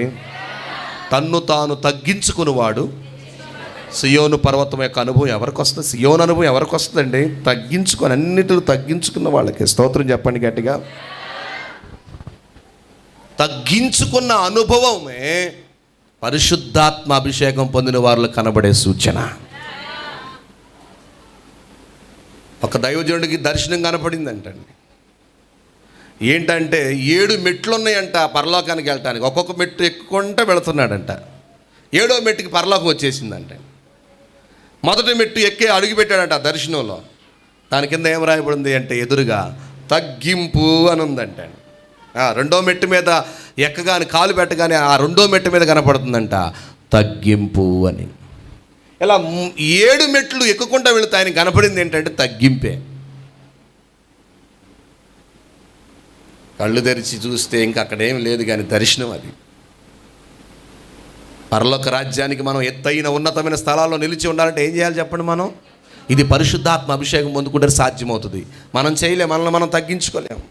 పరిశుద్ధాత్ముడు మనకు సహాయపడతాడు. హల్లెలూయా. ఇక మనం ముందుకెళ్తే ఆ వాక్యంలో 3వ పాయింట్ చెప్తాను చూడండి. అంటే 4వది ఏమని చదువుతున్నాం? 4వ వచనంలో, వారు నిన్ను కుశల ప్రశ్న అడిగి నీకు 2 రొట్టెలు ఇత్తురు, అవి వారి చేత నీవు తీసుకొనవలను. దేవునికి స్తోత్రం చెప్పండి. 3 రొట్టెలను ఇంకొకడు ద్రాక్షారసపు తిత్తిని మోయిచు ఒత్తురు. ఎన్ని రొట్టెలండి? 3 రొట్టెలు తీసుకుని వస్తారు అన్నాడు. సూచన ఏంటంటే ఆత్మ పొందితే మనకు కనబడాల్సిన సూచన 3 రొట్టెల అనుభవం. మనందరికి తెలిసిన వాక్యం, ఎన్నోసార్లు వినుంటాం. రొట్టె దైవిక స్వస్థతకు 15:26 మత్తయి సువార్త ప్రకారం రొట్టె దైవిక స్వస్థత ఆర్ విశ్వాస జీవితం. నువ్వు దేవుని ఆత్మచేత నింపబడి ఆనందిస్తుంటే ఆ ఆరాధనలోనే, ఆత్మ అభిషేకంలోనే అన్య భాషలు మాట్లాడుతూ ప్రభుని ఆరాధిస్తుంటే నీ బలహీనతలపై నీకు జయం వచ్చేస్తుంది. మందుల్లో వచ్చే స్వస్థత కాదు, దైవిక స్వస్థతే వచ్చేస్తుంది. స్వస్థతలు 3 రకాలు కదా. రోగాలు ఎన్ని ఉంటాయి? 3 రకాలుగా ఉంటుంది. 1 neck zone, 2 chest zone, 3 stomach zone. ఇక్కడి నుంచి ఇక్కడ ఉన్నది ఒక రకమైన రోగాలు. చెస్ట్ జోన్ హృదయంలో నుండి వచ్చే ఆలోచనలు బట్టి వచ్చే రోగాలు, మైండ్తో పనిచేసే మైండ్లో సరి లేకపోయినప్పుడు వచ్చే రోగాలు. స్టమక్ జోన్ కడుపు బాగా పోతే వచ్చే రోగాలు. స్వస్థతలు కూడా 3 రకాలు. Natural healing, medical healing, divine healing. న్యాచురల్గా స్వస్థత రావచ్చు, మెడికల్గా స్వస్థత రావచ్చు, కానీ దానివల్ల సైడ్ ఎఫెక్ట్స్ ఉంటాయి, బలహీనతలు సమస్యలు ఉంటాయి, మళ్ళా రావచ్చు. దేవుడే నిన్ను స్వస్థపరిస్తే దానిలో ఉన్న ఆశ్చర్యం ఏంటి తెలుసా? నీవు సరిచేయబడతావు, ఆ దైవిక స్వస్థతలో దగ్గరైపోతావు. హల్లెలూయా చెప్పండి గట్టిగా. దైవిక స్వస్థతలో మనం పాపాలు క్షమించబడి మన లోపాలు సరిచేయబడిన తర్వాత వస్తుంది. అది సంఘంలోనే జరుగుతుంది. దైవిక స్వస్థత అనేది సంఘంలో వచ్చేది. అద్భుత స్వస్థత అనేది బయటకు వచ్చేది, లోకంలో వస్తుంది. అద్భుత స్వస్థత అంటే ఏంటి? అన్ని జనులు సువార్త విన్నవాళ్ళు, అక్కడ వాళ్ళకి విశ్వాసం, అక్కడ ఆత్మీయత, అక్కడ పరిశుద్ధాత్మ అవసరం లేదు, వాళ్ళకి పొందరు, వాళ్ళకి తెలియదు. కొత్త వాళ్ళు సువార్త సభల్లో స్వస్థతలు పొందుతారు. విశ్వాసులందరూ వెళ్ళిపోయి గొర్రెలాగా మాకు కూడా స్వస్థత అని చూస్తారు. ఎవరికి రాదు. అక్కడ క్రైస్తవులు అనే వాళ్ళు స్వస్థత రాదు. చూడండి, అక్కడ సువార్త సభలో రాదండి. ఎందుకని? అది వాళ్ళ కోసం. అన్ని జనులు సువార్త వలన, స్వస్థతలు అద్భుతాల వలన, వాళ్ళు మహత్కార్యం వలన ప్రభువు నమ్ముకోవడానికి. మరి మనకు స్వస్థత ఎక్కడ? మందిరములోనే. దైవిక స్వస్థత ఎక్కడి నుంచి వస్తుందంటే ఆత్మచేత నువ్వు నింపబడినప్పుడు. 3 రొట్టెలు పట్టుకుని ఒకడు వస్తాడు. 3 రొట్టెలు ఒక రొట్టె దైవిక స్వస్థత and faithful life of faith, విశ్వాస జీవితం. నీ విశ్వాసము ఇశ్రాయేలులో ఎక్కడ కనపడలేదంటాడు ఆ స్త్రీతో, కనాను స్త్రీతో. విశ్వాస జీవితం. అక్కడ రొట్టెని గురించి మాట్లాడతాడు యేసయ్య. పిల్లల రొట్టె తీసుకుని కుక్క పిల్లలకు వేయట యుక్తము కాదు. బల్ల కింద నుండి కింద పడు రొట్టె ముక్కల కోసం కూడా ఆశపడతాయి కదా కుక్కలు అని ఆమె సంబోధించుకుంది. చూసారా, నేను కుక్కనే అనుకోయా, ఆ మొక్కలు రొట్టె మొక్కలు చాలంటుంది. నేనేమంటున్నానంటే అక్కడ సందర్భం వాళ్ళ గురించి చెప్పట్లా. రొట్టె అంటే స్వస్థత, దైవిక స్వస్థత. బల్ల మీద ఉన్న రొట్టెలు దైవిక స్వస్థత, బల్ల కింద పడిన రొట్టె మొక్కలు అద్భుత స్వస్థతకు సాదృశ్యం. వినండి, పరిశుద్ధాత్మ అభిషేకం నువ్వు పొందుకుని ఆనందిస్తూ ప్రతిరోజు గడుపుతుంటే నీలో దైవిక స్వస్థత కనబడుతుంది. ఆమేన్ చెప్పండి గట్టిగా. నువ్వు బాగుపడతావు అంతే, నీ శరీరంలో శక్తి వస్తుంది. ఇంకా మనం చెప్పుకుంటూ ముందుకు వెళ్ళిపోతే గమనించాలి ప్రియులారా. 2వ రొట్టె గురించి చెప్తాను. విల్ ఆఫ్ గాడ్, దేవుని చిత్తము చేస్తాం. ఏం చేస్తామండి? దేవుని చిత్తం. ఆత్మచేత నింపబడినప్పుడు మనకు కలిగే ప్రయోజనం ఏంటంటే దేవుని చిత్తమే చేయగలుగుతాం. ఆత్మ సహాయం కోరుకుంటాం. ప్రతిరోజు ఆత్మ సహాయకుడుగా మన మధ్యలో ఉంటాడు. మనం ఆత్మకు అప్పగించుకుంటాం కాబట్టి ఆయన చిత్తమే చేస్తాం, సొంత చిత్తాన్ని చెయ్యం. మనుషులకి మన కళ్ళ ముందు కనబడే చిత్తాలు ఇతరుల చిత్తం, అంటే మనుషుల ద్వారా వచ్చే చిత్తం. సాతాను చిత్తం, నీ సొంత చిత్తం. ఈ 3 కాకుండా దేవుని చిత్తమే నువ్వు చేయగలుగుతావు. స్తోత్రం చెప్పండి గట్టిగా. దేవుని చిత్తం చేయడానికి పరిశుద్ధాత్ముడు మనకు పంపబడ్డాడు. అందుకే మనం ఇందాక పాడుకున్న వచనంలో తండ్రిని చూడాలని, తండ్రి చిత్తం చేయాలని నా ఆశయ్యా, నాలో తండ్రి చిత్తం చేయుటకు పంపబడిన వాడా ఇప్పుడే దిగి రమ్మయ్యా. తండ్రిని చూడాలని, తండ్రి చిత్తం చేయాలని నా ఆశయ్యా, నాలో తండ్రి చిత్తం చేయుటకు పంపబడిన వాడ ఇప్పుడే దిగి రమ్మయ్యా. నాలో నీవు, నీలో నేను కలిసి ఉండాలయ్యా. చప్పట్లు కొడుతూ నాలో నీవు, నీలో నేను కలిసి ఉండాలయ్యా. మనం కలిసి ఉండాలయ్యా. పరిశుద్ధ ఆత్ముడా, యేసు పంపిన వాడవు నీవేగా. పరిశుద్ధ ఆత్ముడా తండ్రిని చూడాలని తండ్రి చిత్తం ఆశయ్యా, తండ్రిని చూడాలని తండ్రి చిత్తం చేయాలని నా ఆశయ్యా, నాలో తండ్రి చిత్తం చేయుటకు పంపబడిన వాడ ఇప్పుడే దిగిరమ్మయ్యా, నాలో తండ్రి చిత్తం చేయుటకు పంపబడిన వాడ ఇప్పుడే దిగిరమ్మయ్యా, నాలో నీవు నీలో నేను కలిసి ఉండాలయ్యా, మనం కలిసి ఉండాలయ్యా, పరిశుద్ధ ఆత్ముడా. హల్లెలూయా. మనకేమర్థమైందండి? తండ్రి చిత్తము చేయకుండా మనం ఉన్నామా? తండ్రి చిత్తమే చేస్తున్నామా? ఇది ఎలా జరుగుతుందంటే పరిశుద్ధాత్మ అభిషేకం ఉన్నప్పుడే ఆయన సంపూర్ణంగా తండ్రి చిత్తం చేస్తాం.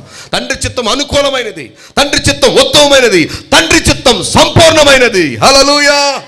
రోమపత్రిక 12 అది ఉత్తమమైనది, అది అనుకూలమైనది, యాక్సెప్టబుల్, అది సంపూర్ణమైనది, అది ఉత్తమమైనది అన్నాడు. ఆయన చిత్తం చేయడం.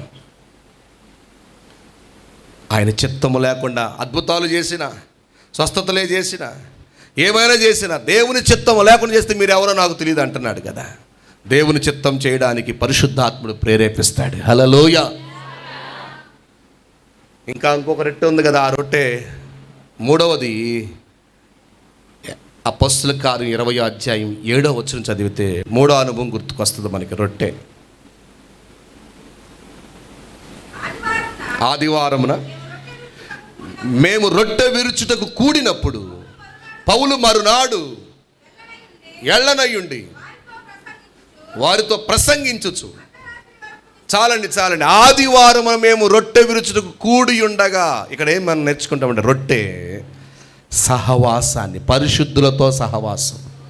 ప్రభుభోజన సంస్కారంలో మనం పరిశుద్ధులతో సహవాసం చేస్తున్నాం. హలో, అది పరిశుద్ధుల సహవాసం. రొట్టె ఇక్కడ అర్థం ఏంటంటే పరిశుద్ధుల సహవాసం. పరిశుద్ధ ఆత్మ అభిషేకం పొందినప్పుడు ఆత్మతో నింపబడి ఆరాధిస్తున్న కనబడాల్సిన సూచన ఏంటి తెలుసా? పరిశుద్ధులతో సహవాసం. నేను ఎప్పుడు చెప్పే మాట ఒకటే, సినిమా హాల్లో 3 గంటలండి. నేను పోల్చట్లేదు సుమా, అర్థం కావడానికి చెప్తున్నాను. పోల్చారు అనుకోకండి, అనేది భావించకండి. సినిమా హాల్లో 3 గంటలండి, కనీసం 3 గంటల సినిమా. క్రొత్త నిబంధనలో సంఘ ఆరాధన క్రమం పరిశుద్ధులు నిర్ణయించారు అప్పుడు, ఇప్పటికీ అదే కొనసాగుతుంది. కనీసం 3 గంటలండి. ఎందుకంటే నెహెమ్యా గ్రంథమా ఎజ్రా గ్రంథంలో ఉంటుంది, జాము సేపు అయినాను వారు కూర్చుండి ధర్మశాస్త్రమును ధ్యానించుచుండిరి. ఎంతసేపు అంట? జాము అంటే ఎన్ని గంటలు? ఇప్పుడు 3 గంటలు. అంటే రోమీల కాలంలో ఒక రకంగా ఉంది, యూదుల కాలంలో ఒక రకంగా ఉంది. వాళ్ళది 4 గంటలు, వీళ్ళది 3 గంటలు. సరే 3 గంటలు అనుకుందాం. కనీసం 3 గంటల సేపు దేవుని సందులో గడిపే అనుభవం మనకుంది. అందుకనే మనం కూడా 3 గంటలు, కనీసం 3 గంటలైనా ఆరాధనలో ఉంటాం. సూపర్ క్రిస్టియన్స్కి ఏం కావాలో తెలిసినా మీకు? టైం చూస్తారు, టైం చూపిస్తారు, టైం చూస్తారు. ఎవరే క్రిస్టియన్స్? అది గుర్తుపెట్టుకోండి. 3 గంటల సేపు సినిమా హాల్లో ఉన్నంతసేపు వాడు ఆ సినిమాలో ఏ డైలాగులు వచ్చాయో విచిత్రం మనకు తెలుసు కదా. టీవీలో ఆ సినిమాలో చూస్తే వాళ్ళు నవ్వుతున్నారు, ఇక్కడ వీళ్ళు నవ్వుతారు, వాళ్ళు ఏడుతున్నారు, వీళ్ళు ఏడుస్తారు. విచిత్రం. సరే, ఫైటింగ్లు వస్తాయి, పాటలు వస్తాయి, అన్నీ వస్తాయి, అన్నీ ఉంటాయి. వాడికి ఏమంటారు దాన్ని? ఉర్రూతలా ఏమంటారు దాన్ని? వాళ్ళకి ఉద్రేకమా? వాళ్ళకి ఎమోషన్ ఫీలింగ్స్ వచ్చినప్పుడు పక్కనోడు ఎవడో తెలియదు, వాడు పేరు తెలియదు, వాడు ఊరు పేరు తెలియదు, ఎలా దొరుకుతాడు ఆనందానికి, ఆ సంతోషానికి. మీకట్ట తెలుసా అని చూస్తున్నారా? నేను రక్షణ పొందకముందు అతి చిన్న వయసులో, నేను 12 సంవత్సరాల వయసులో మారు మనసు పొందాను. నాకు పాపం ఏంటో తెలిసింది. సండే స్కూల్ విద్యార్థిగా ఉన్నప్పుడు నేను పట్టబడ్డాను. 10 సంవత్సరాల వయసులో 2 సార్లు సినిమా హాల్కి వెళ్ళాను. 10వ సంవత్సరం, 11వ సంవత్సరం 2 సార్లు. నా అంతటికి నేను వెళ్ళలేదు, ఎవరో తీసుకెళ్లారు. మా అన్నయ్య వాళ్ళు పెళ్ళైన కొత్తలో సినిమాకి వెళ్ళాలంట. వాళ్ళు పెళ్ళైన కొత్తలో వాళ్ళతో పాటు బొడ్డవాడిని నేనే కనపడ్డా. 10 సంవత్సరాలు, వాళ్ళకి 5 సంవత్సరాలు, నాకు 10 సంవత్సరాలు. చివరోడు నేను. అందరూ తలుపులు వేసేస్తున్నారు సినిమా హాల్లో. కిటికీలు తలుపులు వేస్తున్నారు, చీకటికి ఉండాలంట కదా. ఆ చీకటిలో నాకు భయమే, నేను ఎడుతున్నాను. అట్లా తెలుసు నాకు. ఓసారి స్కూల్లో సినిమా హాల్కి తీసుకెళ్ళి చూపించారు, పిల్లల సినిమా అంట, 11 సంవత్సరం వయసులో. అట్లా తెలుసు. 3 గంటల సేపు సినిమా హాల్లో ఉంటే వాడు పక్కనోడిని గిచ్చుతాడు, గుద్దుతాడు. అసలు ఆనందంతో పక్కనోడు ఈడు కూడా వీడేదో తెలిసిన వాళ్ళకి ఈడు గుద్దుతాడు, వాడు నొక్కుతాడు, అంతే ఇట్లా అలా చేస్తుంటాడు. చివరికి సినిమా అయిన తర్వాత బయటకు వచ్చిన వాడు పేరేంటో తెలియదు, వాడు ఊరేంటో తెలియదు, వెనకాలోడు ఎవడో తెలియదు ముందు. కానీ వెనకాలోడు ఈపుతో జరుగుతాడు, ఆనందం తట్టుకోలేక ఆ ఫైటింగ్కి వీడిని దొరుకుతూ ఉంటాడు. వీడు కూడా హ్యాపీ ఫీల్ నిజమని వీడు ఎట్లా అంటాడు. ఆ ఎమోషన్స్ అవన్నీ చూసారా, గమనించారా? మీకు తెలియకపోతే ఊరికి చెప్తున్నా, అవి గమనించినట్లయితే ఆ 3 గంటల్లో నవ్వినప్పుడు నవ్వుతాడు, ఏడ్చినప్పుడు ఏడుతాడు, ఎమోషన్స్ వస్తాయి. కానీ ఒక్కడ పేరు కూడా తెలియదు, వాడు ఊరి పేరు తెలియదు. 3 గంటలు అయిన తర్వాత ఎవరికి వాళ్ళు వెళ్ళిపోతారండి. అసలు ఎవరిని పట్టించుకోరు. నేను అంటున్నాను, మందిరానికి వస్తున్న మనం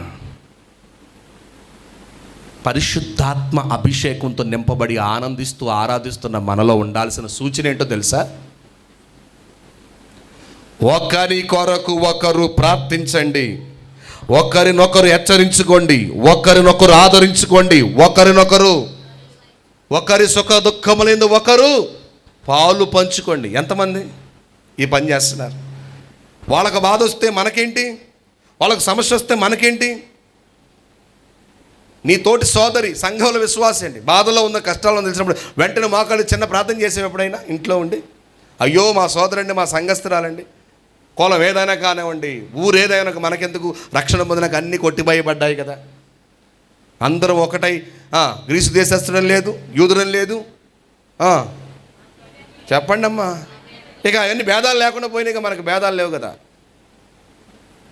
ఎంతమంది ప్రార్థన చేశారు? పరిశుద్ధుల సహవాసం. అంటే అర్థం ఏంటంటే ఒకరినొకరు. నేనేమంటానంటే, అసలు మందిరానికి ఇన్ని సంవత్సరాలు చేస్తున్నాను, మీ వెనకాల వాళ్ళ పేరు తెలుసా, మీ ముందు వాళ్ళ పేరు తెలుసా, మీ పక్కన వాళ్ళ పేరు తెలుసా, వాళ్ళ సమస్యలకు ఎప్పుడైనా పలకరించావా, మాట్లాడావా? నేను అంటాను, ఎవరి కాళ్ళే హీరోలాగా వచ్చేస్తారు, చక్కగా కూర్చుంటారు, అయ్యారు వాక్యం చెప్పారు లేదా, పాట పాడారు లేదా, ఆరాధన జరిగింది లేదా, అంతేగా ముఖం ఇటు తిరగదు. దయచేసి ఏమనుకోబాకండి, ఉన్నమాట చెప్తున్నా. ఊళ్ళో ఉన్నవారు కదా, ఇలాగా కూర్చుంటారు, ఇక చాలా సైలెంట్గా ఉంటారు. హల్లెలూయా అంటే ఇక వాళ్ళు మాట్లాడరు, ఇక వీళ్ళందరూ సూపర్ క్రిస్టియన్సే. హలో వినండి, పక్కన వాళ్ళతో పని లేదు, నాకెందుకు, వాళ్ళు ఎలా ఉంటే నాకెందుకు, నేను వెళ్ళానా లేదా మందిరానికి, ప్రార్థన చేసుకున్నాను లేదా, వాక్యం విన్నానా లేదా, వచ్చి కానుకేసాను లేదా, పిలిచేసానా లేదా. ఆత్మచేత నింపబడిన వాళ్ళైతే అందరిని గూర్చిన భారం ఉంటుంది. హల్లెలూయా. ఒకరి కొరకు ఒకరినొకరు హెచ్చరించుకోండి, ఒకరినొకరు ప్రోత్సహించుకోండి, ఒకరినొకరు పలకరించుకోండి, ఒకరి కొరకు ఒకరు ప్రార్థన చేసుకోండి. సహవాసం ఇది. పరిశుద్ధుడా నీ దివ్య యోచనలే నాకు ఎంతో ఉత్తమము, పరిశుద్ధుల సహవాసమే నాకు క్షేమాధారము. పరిశుద్ధుడా నీ దివ్య యోచనలే నాకు ఎంతో ఉత్తమము, పరిశుద్ధుల సహవాసమే నాకు క్షేమాధారం. పాడదామందరం. పరిశుద్ధుడా నీ దివ్య యోచనలే నాకు ఎంతో ఉత్తమము, పరిశుద్ధుల సహవాసమే నాకు క్షేమాధారము. విశ్వాసమందు నిలకడగా నీరాకడ వరకు నిలకడగా సుగక నిత్యము ప్రార్థింతును నేను నిశ్చలమైన నిరీక్షణతో. దయగల హృదయుడవు నీ స్వాస్థ్యమును ఎన్నడు ఎడబాయవు. ఎడారిలో ఊటలను జలరాశులలో త్రోవను ఏర్పరచువాడవు.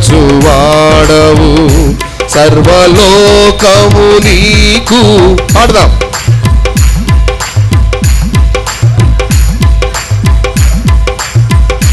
సర్వలోకము నీకు నిన్ను కొనియాడును.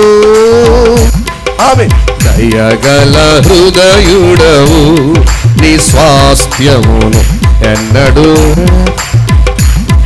హల్లెలూయా! గట్టిగా స్తోత్రాలు చెప్పండి. హల్లెలూయా! ఈ రాత్రికాల సమయంలో దేవుని సంగమా, పరిశుద్ధుల సహవాసం మన క్షేమం. కేవలం ప్రభు భోజన రాత్రి భోజనంలో లేదా ప్రభు భోజన సంస్కారాలు మాత్రం కూర్చున్నప్పుడే అందరం కలుసుకుని ఒకరినొకరు మాట్లాడుకున్నాం. ప్రతిరోజు ప్రతి ఆదివారం ఒకరి సుఖ దుఃఖములను ఒకరు పాలు పొందాలి. ఒకరు భారం కలిగి ఉండాలి కదా. ఇది ఎప్పుడు వస్తుందంటే పరిశుద్ధాత్మ అభిషేకం పొంది మనం ఆనందిస్తూ ఉన్నప్పుడు, ప్రతిరోజు ఆత్మ చేత నడిపించబడుతున్నప్పుడు జరిగే కార్యం ఇది. ఎన్ని చెప్పానండి? రొట్టెలు 3 అయిపోయినాయిగా. ఇప్పుడు చివరి మాట చెప్పుకుందాం. ఏమనేది అక్కడ? అమ్మా, ద్రాక్ష తిత్తి కలిగిన వాడు ఒకడు కనబడతాడు, పట్టుకున్నవాడు. బైబిల్లో మనం చూసినట్లయితే ద్రాక్ష గురించి మాట్లాడుకుందాం. మనందరికీ తెలిసిన మాట న్యాయాధిపతుల గ్రంథం 9వ అధ్యాయం 13వ వచనం. తెలిసిన మాటే మనకి. న్యాయాధిపతుల గ్రంథం 9వ అధ్యాయం 13వ వచనం. ఈ మాట వినండి. దేవునిని మానవులను సంతోషపెట్టు నా ద్రాక్షరసమును నేను ఇయ్యక మాని. చాలు. దేవునికి స్తోత్రం చెప్పండి గట్టిగా. చెప్పండి గట్టిగా. హల్లెలూయా. 2 విషయాలు మీకు చెప్పాలనుకుంటున్నాను. ఒకటి, మానవులను దేవుణ్ణి సంతోషపెట్టే అనుభవం. నెంబర్ 2, మానవుల్ని ప్రేమించాలి, దేవుణ్ణి ప్రేమించాలి. ఈ 2 అనుభవాలు ద్రాక్షారసం యొక్క ద్రాక్షాలను రుచి నేర్చుకునే మాట. ద్రాక్షల అనుభవం ఒకటి ప్రేమను చూపిస్తుంది. నీ ప్రేమ ద్రాక్షారసము కన్నా మధురం అన్నాడు, చూసారా? ద్రాక్షారసము ద్రాక్షాల ఏమని తెలియజేస్తుందంటే ప్రేమను చూపిస్తుంది. రెండవది ద్రాక్ష అనుభవం ఏంటంటే సంతోషాన్ని. మొదట దేవుణ్ణి సంతోష పెట్టాలి, తర్వాత మానవులకు కూడా నువ్వు సంతోషకరంగా ఉండాలి, ఇతరులకు దుఃఖకరంగా ఉండవు. ఆత్మచేత నింపబడిన వారందరూ కలిగే సూచన ఏంటంటే దేవుణ్ణి సంతోష పెట్టడానికి చూస్తాం. దేవుణ్ణి సంతోష పెట్టే అనుభవం. అప్పుడు మానవుల్ని సంతోష పెట్టలేవు. అప్పుడు రెండో మాట చెప్తున్నా వినండి. మానవులను సంతోష పెట్టడం అంటే దాని అర్థం ఏంటంటే నీవు మనుషులకు దుఃఖకరంగా ఉండొద్దు, వాళ్ళని బాధ పెట్టొద్దు అనే మాట తీసుకోవాలి అక్కడ మనం. మళ్ళీ మానవులను సంతోష పెట్టడం అంటే అర్థం వాళ్ళు ఏం చేసినా సంతోష పెట్టడమా అనేది అర్థం వస్తుంది. అంచేత మీకు ఏమంటున్నానంటే సంతోష పెట్టే అనుభవం. దేవుని సంతోష పెడుతున్నావా? ఎప్పుడు కూడా పరిశుద్ధాత్మతో నింపబడినప్పుడు దేవుణ్ణి ఆనంద పెడతావు, దేవుణ్ణి సంతోష పెడతావు. నెంబర్ 2, ప్రేమ. అసలు బైబిలే చెప్తుంది పరిశుద్ధాత్ముడు మన హృదయాలు ఏం కుమ్మరించాడట? ప్రేమను కుమ్మరించాడు. నీ తోటి వారిని ప్రేమించడం ఎలాగో తెలుస్తుంది, నీ దేవుణ్ణి ప్రేమించడం కూడా నీకు అర్థమవుతుంది. దేవుణ్ణి ప్రేమించే మనసు వచ్చేస్తుంది ఎప్పుడంటే పరిశుద్ధాత్మతో నింపబడినప్పుడు. ఈ అనుభవాలన్నీ ఆత్మతో నింపబడితే వస్తాయి. మరి ఆత్మ లేకపోతే, రెండో మాట చెప్తున్నా, ఆత్మ పొందకపోతే, ఆత్మతో నింపబడకపోతే, లేదా ఆత్మ పొందుకున్న తర్వాత దాన్ని పోగొట్టుకుంటే, అందుకే కదండి దావీదు 51వ కీర్తన 11వ వచనం అంటాడు, దేవా నీ ఆత్మను నా యొద్ద నుంచి తీసివేయొద్దు. పరిశుద్ధాత్మను నా యొద్ద నుంచి నీవు, నీ సన్నిధి నుంచి నన్ను దూరం చేయొద్దు, నీ పరిశుద్ధాత్మ నా యొద్ద నుంచి తీసివేయొద్దు. ఎందుకన్నాడండి? విలువ తెలుసు దావీదుకి. పరిశుద్ధాత్మ అభిషేకాన్ని పోగొట్టుకున్నా, అసలు పరిశుద్ధాత్మని ఇంకా పొందకపోయినా జరిగే కార్యాలు కొన్ని చెప్పనా? ఇదే సౌలు జీవితంలో మనం చూస్తాం. ఎవరి దగ్గరకు వద్దు, మన ఇప్పుడు వరకు మనం సౌల్లో మనం పాజిటివ్ విషయాలే చూసాం. ఇప్పుడు నెగిటివ్ థింగ్ని మనం చూస్తాం. ఏంటంటే ఇదే సౌలు దేవుని ఆత్మను పోగొట్టుకున్నప్పుడు జరిగింది ఏంటి తెలుసా? అతని హృదయము కలవరపడింది, మనోచింత గలవాడే జీవించాడు. దేవుని ఆత్మ లేకపోతే ప్రతిదానికి చింతే. ఆత్మ అభిషేకం పొందని వాళ్ళు ప్రతి చిన్నదానికి కలవరపడిపోతారు, ప్రతి చిన్నదానికి భయం వచ్చేస్తుంది, ప్రతి చిన్నదానికి కలవరం, అన్నిటికీ భయానకాన్ని సృష్టిస్తారు. అదే జరిగిందండి సౌలు జీవితంలో. దాని గురించి మనం రెఫరెన్స్ చూసినట్లయితే వాక్యంలోంచి మనం చూద్దాం. ఒకసారి సౌలు గురించి మనం చూసినట్లయితే ఒక వాక్యం చదువుకుందాం. సమూయేలు గ్రంథంలో నుంచే 16-14 మొదటి సమూయేలు గ్రంథం. యెహోవా ఆత్మ సౌలును విడిచిపోయి యెహోవా యొద్ద నుండి దురాత్మ ఒకటి వచ్చి అతన్ని వెరపింపగా సౌలు సేవకులు, దేవుని యొద్ద నుండి వచ్చిన దురాత్మ ఒకటి నిన్ను వెరపించి ఉన్నది, మా ఏలినవాడవైన నీవు ఆజ్ఞ ఇమ్ము. చాలండి, మనకు తెలిసిన వాక్యం అది. హృదయం కలవరపడిపోయింది, కంగారు వచ్చేసింది, అలజడి వచ్చేసింది. దేవుని ఆత్మ పొందకపోతే ప్రతి చిన్నదానికి మనం కలవరపడిపోతాం. అందుకే ప్రతి ఒక్కరూ అందరూ ఆత్మచేత నింపబడిన వారై, ఆ మాట అదే కదా అపొస్తలుల కార్యములో, అందరూ ఆత్మచేత నింపబడిన వారై. దేవుని ఆత్మతో మనం నింపబడుతుము గాక. రెండో మాట చెప్తాను, దేవుని ఆత్మ లేకపోతే మనకు జరిగే నష్టం చెప్తున్నాను. యోబు గ్రంథం 34:14 యోబు గ్రంథము 34:14-15 చదువుతున్నారు.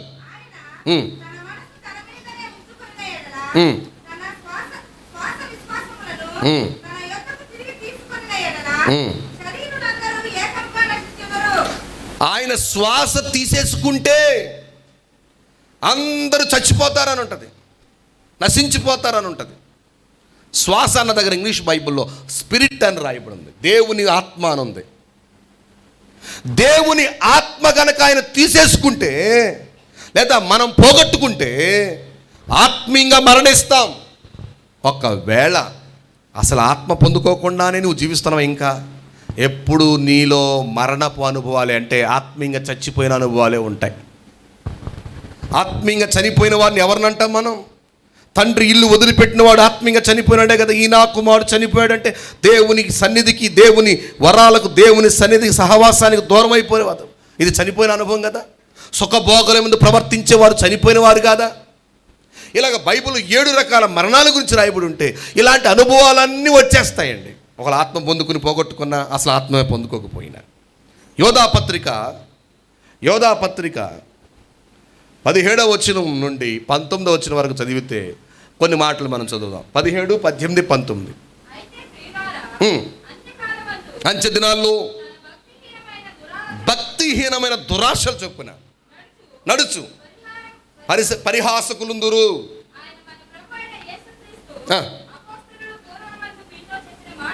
ఓకే, అదిగదిగో అట్టివారు ప్రకృతి సంబంధులు, ఆత్మ లేని వారునయుండి భేదాలు ఆత్మ లేని వారుగా ఉంటారు వీళ్ళు. ఆత్మ లేని వారు ఎవరంటే భేదాలు కలగజేస్తారు. కుల భేదం, ప్రాంతీయ భేదం, చిన్నాళ్ళు పెద్దోళ్ళని, సీనియర్లని జూనియర్లని, హలో, భేదాలు కలగజేస్తారు ఆత్మ లేకపోతే. ఇలా కూడా చెప్తాను, ఆత్మ పొంది కూడా నువ్వు దూరం చేసుకున్నావు దేవుని ఆత్మని, భేదాలు కలగజేసే బుద్ధి వస్తుంది. ప్రకృతి సంబంధులు, లోక సంబంధం వాటి గురించి, ప్రకృతి సంబంధం ఈ లోకం కనిపించే వాటి గురించి ఆలోచిస్తారు. దైవ సంబంధమైన వాటి గురించి, కనిపించిన అదృశ్యమైన వాటి గురించి ఆలోచించరు. ఇది మనం యోధా పత్రికలో చదువుతున్నాం. తెస్సలోనిక 2వ పత్రిక 2వ అధ్యాయం 6-7 వచనాలు. తెస్సలోనిక 2వ పత్రిక 2వ అధ్యాయం 6-7 వచనాలు.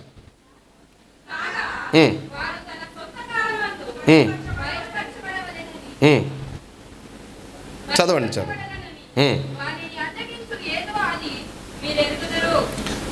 ఏం చదివామండి? అడ్డగించినది ఏదో మీరు ఎరుగుదురు.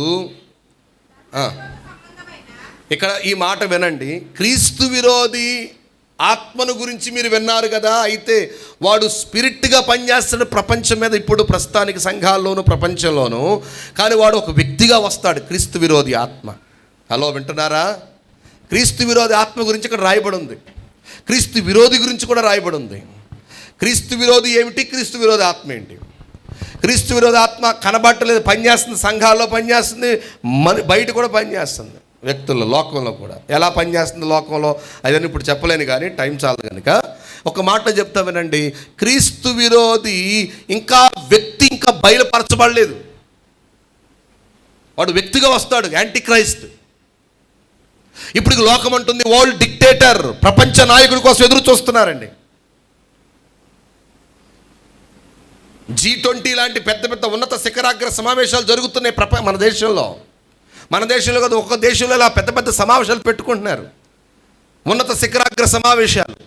ప్రపంచ దేశాధినేతలంతా కూడా ఎందుకు అనుకున్నారు? ప్రపంచమంతటికి ఒక నాయకుడు కావాలని ఎదురు చూస్తుందండి. ప్రపంచ నాయకుడు అంటుంది లోకం. ఏ నాయకుడు? ప్రపంచానికి ఒక నాయకుడు కావాలి, వాడు మనం బాగా పరిపాలించాలని దేశాధినేతలందరూ ఓటేసి వాడిని నిలబెడతారు. World dictator, one world ruler, one world leader అంటుంది లోకం. కానీ బైబిల్ అంటుంది అది లోక భాషలో వాడి పేరు, కానీ బైబిల్ భాషలో వాడి పేరు క్రీస్తు విరోధి, ధర్మ విరోధి, యాంటీ క్రైస్ట్. క్రీస్తు విరోధి గురించి మాట్లాడుతుంది. వాడు ఎప్పుడు బయలుపరచబడతాడు రాశాడు అక్కడ. ఎప్పుడు బయలుపరచబడతాడంట? ఆత్మ లేనప్పుడు, అడ్డగించేవాడు లేనప్పుడు వాడు బయలుపరచబడతాడు. ఆత్మ ఎప్పుడు వెళ్ళిపోతాడు? సంఘమును తీసుకుని వెళ్ళిపోతాడు పరిశుద్ధాత్ముడు. అప్పుడు ఆత్మ అడ్డగించబడేవో ఆత్మ లేదు గనక అప్పుడు ఎవడు బయలుపరచబడతాడండి? క్రీస్తు విరోధి బయలుపరచబడతాడు. నేను ఇక్కడ చెప్పాల్సిన మాట చెప్తూ ముగించేస్తా. ఆత్మ లేకపోతే లేదా ఆత్మ పొంది పోగొట్టుకుంటే క్రీస్తు విరోధి ఆత్మ మనలో పనిచేస్తుంది. అసలు క్రీస్తు విరోధి ఆత్మ ఎవరు? అసలు క్రీస్తు విరోధి ఎవరు? రెండు మాటలే. యోహాను పత్రికలో మీరు చదవవసరం లేదు. తండ్రిని ఒప్పుకొనని వాడు కుమారుని ఒప్పుకొనవాడు తప్ప ఎవడు క్రీస్తు విరోధి అన్నాడు. ఏంటది? తండ్రిని కుమారుని ఒప్పుకొనని వీడే క్రీస్తు విరోధి. క్రీస్తు విరోధ ఆత్మ మనలో పనిచేస్తుందండి. ఏంటి క్రీస్తు విరోధ ఆత్మ అంటే ఒక్క మాటలో చెప్పనా? మత్తయి 5:48 ప్రకారం తండ్రి పరిపూర్ణుడు. ఎఫెసీ 4:12 ప్రకారం క్రీస్తు పరిపూర్ణుడు అంటే సంపూర్ణుడు. తండ్రి ఎవరు చెప్పండి? మీ తండ్రి, మీ పరలోకపు తండ్రి పరిపూర్ణుడు గనక మీరును పరిపూర్ణులుగా ఉండేదారు. అలాగే ఎఫెసీ పత్రిక 4:12 ప్రకారం క్రీస్తుకు కలిగిన సంపూర్ణతకు సమానమైన సంపూర్ణ గలవారమగునట్లుగా దేవుడు కొన్ని పరిచర్లు, కొన్ని ఉద్యోగాలు, కొన్ని వరాలు ఇచ్చాడు. స్తోత్రం చెప్పండి గరిగా. ఇప్పుడు మనకేమర్థమైంది? తండ్రి పరిపూర్ణుడే, చెప్పండి కుమారుడు ఒకటి. ఓకే, ఇప్పుడు ఆత్మే లేకపోతే, దేవుని అభిషేకమే పొందకపోతే ఏం జరుగుద్దో మనం చెప్పుకుంటున్నాం. ఒకవేళ ఆత్మ పొంది కూడా పోగొట్టేసుకుంటే అభిషేకాన్ని ఏం జరుగుద్దో చెప్పుకున్నాం. అందులో ఇంకొక పాయింట్ ఏంటంటే పరిపూర్ణత నీవు చెందలేవు. అది ఎందుకని? ఏం పని చేస్తుందని చెప్పాను. అక్కడ ఎప్పుడైతే పరిశుద్ధాత్ముడు వెళ్ళిపోయాడు ఈ లోకం మీదకి ఎవరు బయలుపరచబడతారు? క్రీస్తు విరోధి. క్రీస్తు విరోధి బయలుపరచబడుతున్నాడంటే ఇది మన జీవితానికి అన్వయించుకుంటే దేవుని ఆత్మ ఎప్పుడైతే మన నుంచి వెళ్ళిపోతున్నాడో, మనం పోగొట్టేసుకున్నామో, లేదా అసలు దేవుని ఆత్మ ఇంకా పొందలేదు అంటే పరిపూర్ణతను గురించిన ఆలోచన నీకు రాదు, పరిపూర్ణతను గురించిన ఆ ధ్యాస నీకు కలగదు. బైబిల్ అంటుంది ప్రతి మనుష్యుణ్ణి క్రీస్తునందు సంపూర్ణునిగా చేసి ఆయన ఎదుట నిలబెట్టాలి. పరిశుద్ధ పరచబడి పరిపూర్ణతనుంది మహిమలో చేరుటయే అది నా హృదయ వాంఛయే. పరిశుద్ధ పరచబడి పరిపూర్ణతనుంది మహిమలో చేరుటయే అది నా హృదయ వాంఛయే. యేసయ్యా యేసయ్యా యేసయ్యా యేసయ్యా ముఖ దర్శనము చాలయ్యా నాకు నీ ముఖ దర్శనము చాలయ్యా. పాడదాం.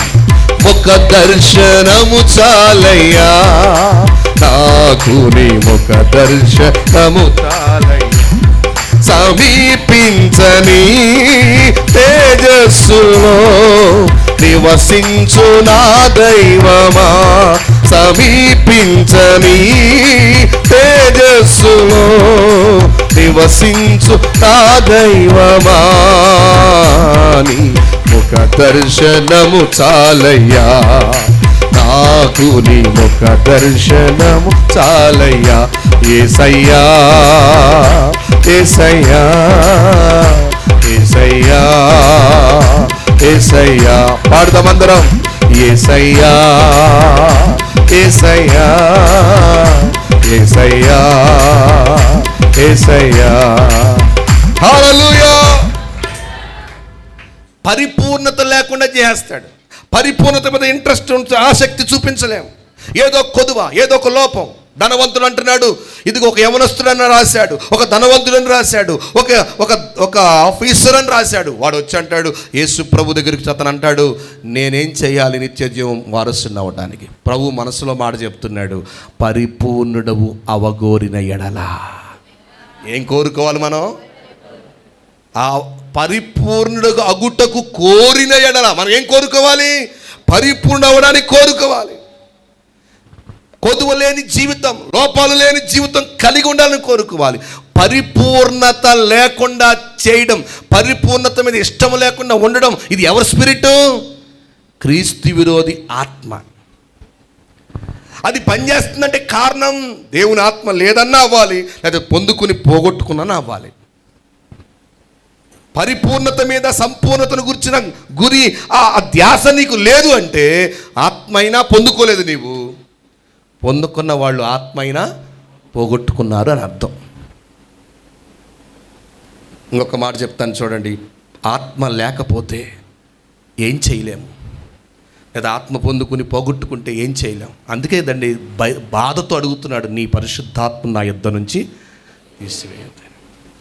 యెషయా గ్రంథం 32వ అధ్యాయం 13 నుంచి 15 వచనాలు. నా జనుల భూమిలో ఆనందపురములోని ఆనంద గృహాలన్నిటిలో, ఏమండి పురం ఏంటి? ఆనందపురం. ఎవరి భూమి? ఆయన జనుల భూమి. ఎవరి గృహం? ఆనంద గృహమే. కొంతమంది ఇళ్ల పేర్లు రాస్తారు, ఆనంద గృహం, బేతనియా గృహం, ఇంకేంటండి అమ్మ పర్లే చెప్పండి. కృపానిలయం. మీరు పెట్టుకుంటే మిమ్మల్ని ఏమంటలేదు, ఏమనుకోపాకండి, ఉన్నది చెప్తున్నా.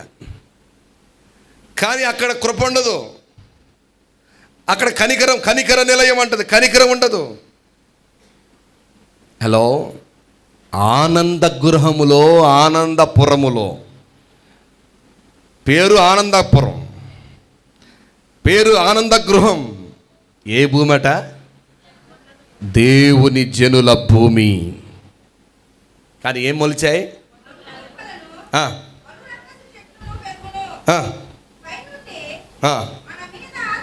అది పాయింట్. పైనుండి మన మీద దేవుని ఆత్మ కుమ్మరించబడే వరకు ఇదే స్థితి, ఇదే పరిస్థితి.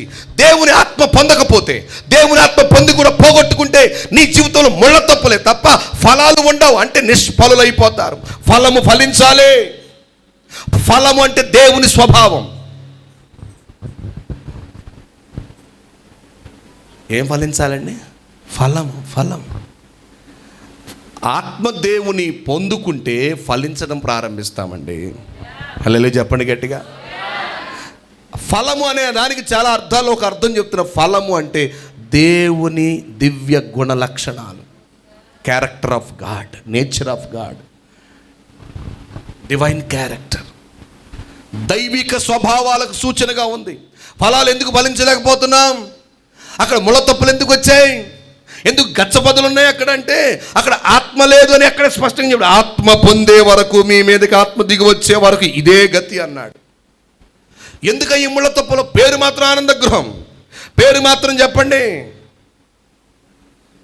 ఏమనుకోబాకండి, మిమ్మల్ని ఏమీ అంటలేదు కానీ ఫెయిత్ హోమ్ చర్చి. కానీ అక్కడ ఏమున్నాయంటే అంటే పేరు చెప్పాలండి, విశ్వాసం గురించి చెప్పట్లా. పేరుకు మాత్రం మంచి పేరు పెట్టుకున్నాం, మంచి పేరు పెట్టుకున్నాం. బేతేలు గృహం, బేతనియా గృహం, కనికర గృహం, ఆనంద గృహం. కానీ అక్కడ ఏమి లేవంటే ఫలాలు ముళ్ళున్నాయి, ముళ్ళ తుప్పలున్నాయి. అక్కడ రాసిన మాట గుర్తుపెట్టు, ఆత్మ పొందే వరకు. ఆ మాట చెప్పండి, చదవండి. అది పైనుండి మన మీద, అది పైనుండి మన మీద ఆత్మ కుమ్మరింపబడు వరకు నగరి విడువబడును. అది ఎందుకని ఫలాలు లేవంటే ఆత్మ లేదు అక్కడ. నేనంటాను, ఆత్మ లేకపోతే నువ్వు ఫలించలేవు. ప్రభు కోరుకున్నది ఫలం అండి. తండ్రి ఆశ, ఆకలి తీర్చమంటున్నాడు. అరే ఆకలి వేసిందిరా, నాకు అన్నం పెట్టరా, మంచి కూరండి అంటే వాడు ఎక్కడికో పోయాడు. ఏసావు గారు ఎక్కడికి వెళ్ళాడు? ఏసావు. కొంతమంది ఉంటారండి, ఆకలి వేసినాక అన్నం పెట్టరు. పలావ్ చేస్తానుండు, కూర తెస్తానుండు అని చెప్పని. కూరగాయలు ఉండమంటే కాయగూరలు ఉండే రకాలు కొంతమంది. వీళ్ళకి అర్థం కాలేదనుకుంటా. కూరగాయలు ఉండమ్మా అంటే కూరగాయలు 5 నిమిషాలు అయిపోద్ది. కాయగూరలు ఉండాలంటే కందనకాయ, మెడకాయ, తలకాయ అవి తేవాలి, కొయ్యాలి, వండాలి. పెట్టేసరికి 4 అయిపోద్ది. 1 గంటకు తినాల్సిన అన్నం ఎప్పుడు తింటావమ్మా? ఆకలి తీరాలా ముందు, నువ్వు స్పెషల్ చేయాలా? మరి నా స్పెషల్ చూపించుకోవద్దు అక్కడ. హలో, ఆకలి తీర్చేవాళ్ళు కావాలంట. వెళ్ళిపోయాడు అంతే, రాలేదు. ఒకడు వచ్చేసాడు, వాళ్ళ తమ్ముడు ఆకలి తీర్చేసాడు, ఆశీర్వాదాలు పొందుకుని వెళ్ళిపోయాడు. నేను అంటున్న మాట ఏంటి తెలుసా? తండ్రి ఆకలి తీర్చాలి. తండ్రి ఆకలి ఎప్పుడు తీరుతుందంటే నువ్వు ఫలించినప్పుడే. హల్లెలూయా. అతడు తనకిష్టమైన ఫలములు భుజించునుగాక. మనం ఫలిస్తే ఆయన ఆకలి తీరిపోతాయి. ఏమండి, ఆయనకు కూడా దప్పికుందండి, ఆయనకు కూడా ఆకలి ఉందండి. ఎప్పుడు మనమే ప్రభువా నా ఆకలి తీర్చు, నా ఆశ తీర్చు అంటున్నాం. నాకు సమస్య ఇది, నా అవసరత ఇది, నా కొదువు ఇది అంటున్నాం. ఎప్పుడైనా ప్రభువా నీ అవసరత ఏంటో చెప్పు, నీ అవసరత నేను తీరుస్తా, నీ ఆకలి ఏంటో చెప్పు, నేను తీరుస్తాను అన్నావా? ఆయన ఆకలి ఏంటో ఇప్పుడు చెప్పనా? నువ్వు ఫలించటమే. ఆకలితో వెళ్ళాడు ఆ చెట్టు దగ్గరికి, ఫలము లేదు అంతే, అది శపించబడింది. ఆకలి తీర్చబడినప్పుడు తండ్రి ఆశీర్వదించినట్టుగా నువ్వు ఆకలి తీర్చగలిగే ఫలము ఫలిస్తే నువ్వు దీవించబడతావు. హల్లెలూయా. ఫలాలు ఎందుకు ఫలించలేకపోతున్నావు అంటే ఆత్మ లేనప్పుడు. ఒకవేళ ఆత్మ పొందుకుని పోగొట్టుకున్నా నువ్వు ఫలాలు ఫలించలేవు. ఇంకా చెప్పవలసిన చాలా ఉన్నాయి, నేను ముందుకెళ్ళి ముగిస్తున్నాను. ప్రభునందు ప్రియులారా, ఈ మాట చెప్పి ముగించేస్తాను. ఒక్కసారి చూడండి, రోమాపత్రిక 8:9. రోమాపత్రిక 8:9.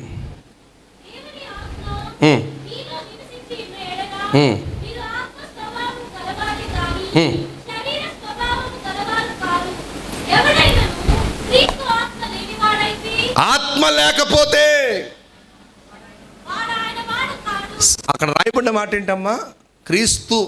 అక్కడ పై వచనాల్లో ఎవడైనను, ఆ పై వచనాల్లో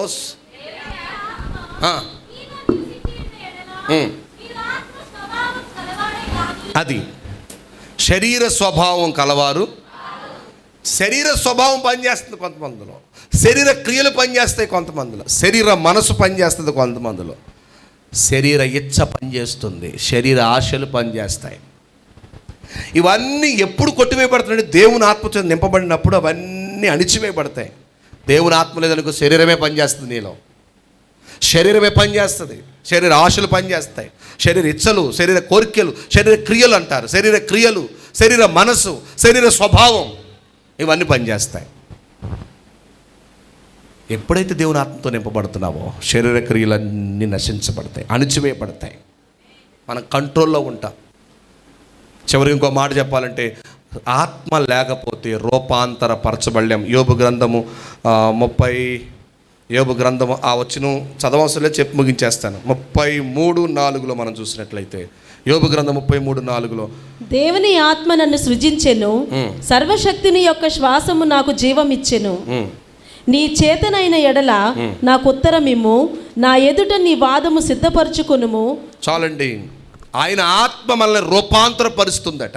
అది మనం ఆ వాక్యాన్ని మనం ఇంగ్లీష్లో చదివితే, ఆత్మ మనల్ని రూపాంతరపరుస్తుంది. కానీ ఆత్మ లేకపోతే రూపాంతరం చెందలేవు, నీలో మార్పు రాదు. రూపాంతరం అంటే 2 రకాల రూపాంతరాలు. ఒకటి, యేసుప్రభు రాకొడొస్తే ఎత్తబడుతున్నప్పుడు మన శరీరం మార్పు జరుగుతుంది. చనిపోయిన వాళ్ళైతే మార్పు చెంది వారు క్రొత్త దేహంతో వస్తారు భక్తుల్లో నుంచి. అది రూపాంతరం, రాకడలో జరిగే రూపాంతరం. అది నీకు జరగాలంటే ఈ లోకములో పూర్తిగా జీవించినంత కాలం రూపాంతరం చెందాలి. ఆ రూపాంతరం జరగాలంటే జీవితకాల రూపాంతరం మీద ఆధారపడి ఉంది. అంటే ప్రతిరోజు నీలో మార్పు తీసుకొచ్చేది ఎవరో తెలుసా? రూపాంతరం అనే మాటకి మరొక పదం మార్పు. ఎప్పుడు వస్తుందంటే పరిశుద్ధాత్మతో నింపబడినప్పుడు.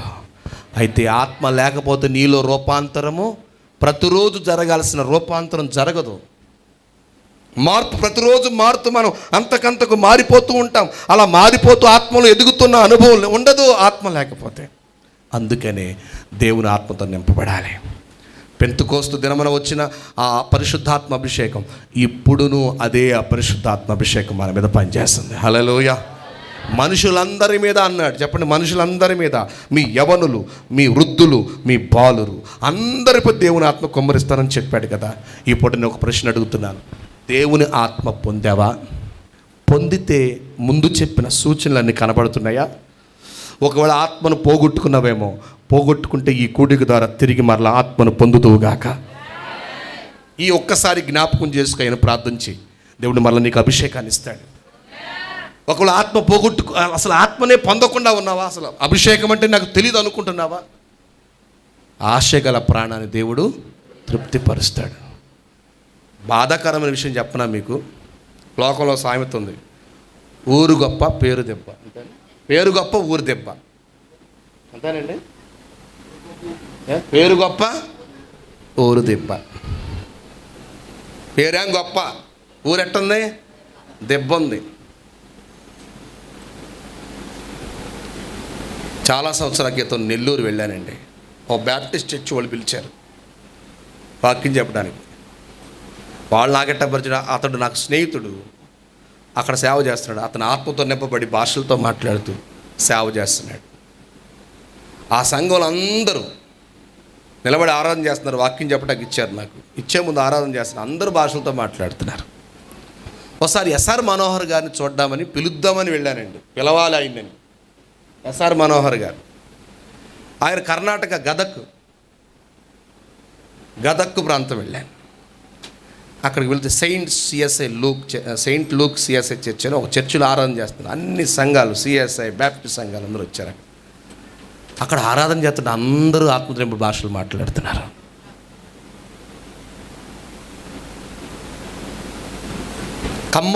ఖమ్మం పట్టణంలో రవీంద్ర డ్యానీ ఒక ఆయన ఉంటాడు. ఆయన హోసన మినిస్ట్రీ నుంచి బయటకు వచ్చి సేవ చేస్తున్నాడు.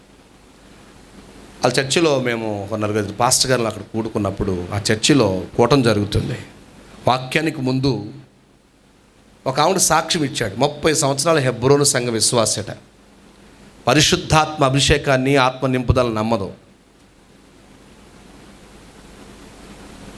అయితే ఏం జరిగిందంటే, ఆమె ఇచ్చిన సాక్ష్యం చెప్తున్నాను మీకు. నేను 30 సంవత్సరాల నుంచి హెబ్రోను సంఘం లేదు, కానీ ఇప్పుడు వరకు విమర్శిస్తూనే ఉన్నాను పరిశుద్ధాత్మ గురించి.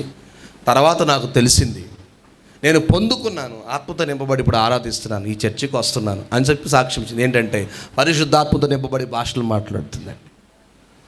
అన్ని సంఘాలు ఆత్మతో నింపబడి ఆరాధిస్తున్నాయండి, కానీ అక్కడ ఉపదేశం లేదు. కానీ పరిశుద్ధాత్మ పొందినంత మాత్రం చాలదు, కానీ ఉపదేశంతో కట్టబడాలి. అది అలా పక్కన పెడితే వాళ్ళందరూ ఆత్మతో రుచిస్తున్నారండి, ఆత్మతో నింపబడుతున్నారు.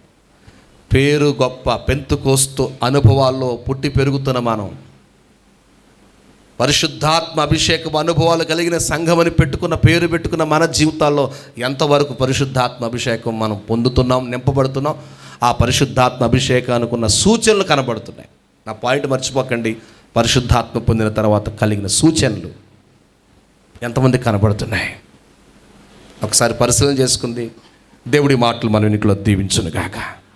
ఒకసారి అందరూ లేచి నిలబడండి. ఒక్కసారి మనం తీర్మానం చేసుకుని వెళ్ళిపోదాం. ఎంతసేపు వాక్యం విన్నామనేది కాదు, ఎంతసేపు మనం కూర్చున్నామనేది కాదు, విన్న తర్వాత మన తీర్మానం ఏంటి?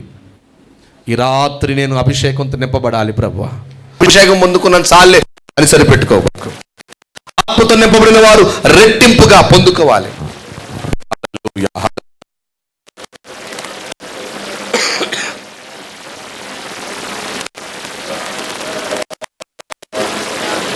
ప్రార్థన చేయండి. దేవుడు ఆత్మతో నింపబడుతున్నాడు. ఆయన చిన్న పిల్లల సైతం తాకబోతున్నాడు ఆయన. కళ్ళు మూసుకుని ప్రభు సన్నిధిలో చేతులెత్తి, ప్రభువా అభిషేకం చాలదయ్యా, ఈ శక్తి చాలదయ్యా, ఈ బలము చాలదయ్యా, రెట్టింపుగా దయచేయి. ఏలియా మీద ఉన్న అభిషేకం ఒక రకంగా ఉంటే ఎలీషా ఒక రకమైన అభిషేకం, రెట్టింపుగా దేవుడు ఇచ్చాడు. క్రొత్త నిబంధనలో నువ్వు పొందాల్సిన అభిషేకం రెట్టింపు. నువ్వు ఎంత అభిషేకం పొందుతావు అంత రెట్టింపుగా పొందొచ్చు. తాకపోతున్నాడమ్మా. ఎవరిని చూడొద్దు, ఎవరిని ఆలోచించొద్దు, ఎవరి గురించి ఆలోచించదు. పూర్తి ధ్యాస ఆ పరిశుద్ధాత్ముడు మేఘములే, పరిశుద్ధాత్ముడు వస్త్రం నీ మీద ఒక కప్పబడినట్టు వస్తాడు. నీ మీద వర్షం కుమ్మరించబడినట్టుగా కురిపించబడతాడు. నీ మీద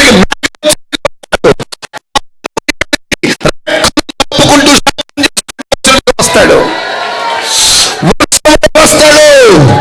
అగ్ని వలె దిగి వస్తాడు. ఒక్కొక్కరికి ఒక అనుభవం. 1-2 భాషలు మాట్లాడుతున్నవి చాలు. రెట్టింపుగా newness, new anointing and personal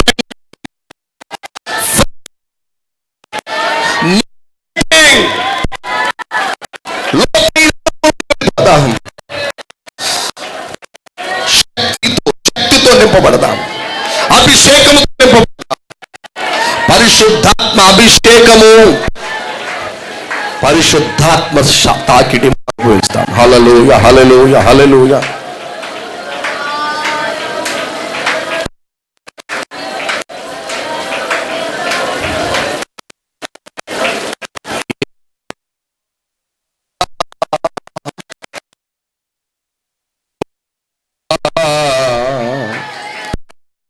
ఏలినవారునకు నన్ను నడిపించును, చీలమండల నుండి మోకాళ్ళకు, మోకాళ్ళ నుండి మొలలోతుకు, చీలమండల నుండి మోకాళ్ళకు, మోకాళ్ళ నుండి మొలలోతుకు, ఏలినవాడా పరిశుద్ధాత్ముడా లోతులకు నన్ను నడిపించు. ఏలినవాడా పరిశుద్ధాత్ముడా, గట్టిగా స్తుతిస్తూ లోతులకు నన్ను నడిపించమని అడుగుదామా? లోతులకు నన్ను నడిపించుము, లోతులకు నన్ను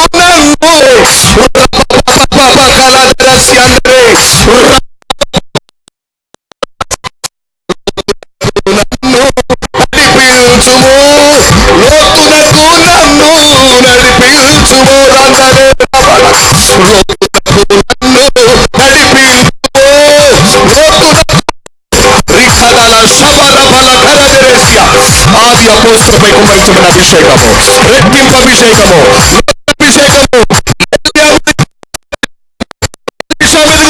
అభిషేకము,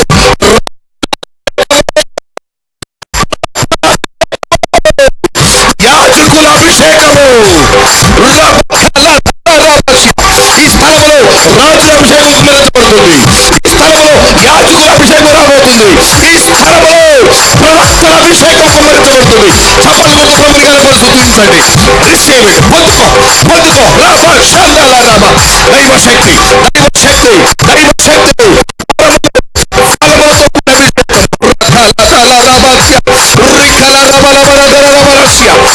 యాజకుల అభిషేకము, ప్రవక్తల అభిషేకము.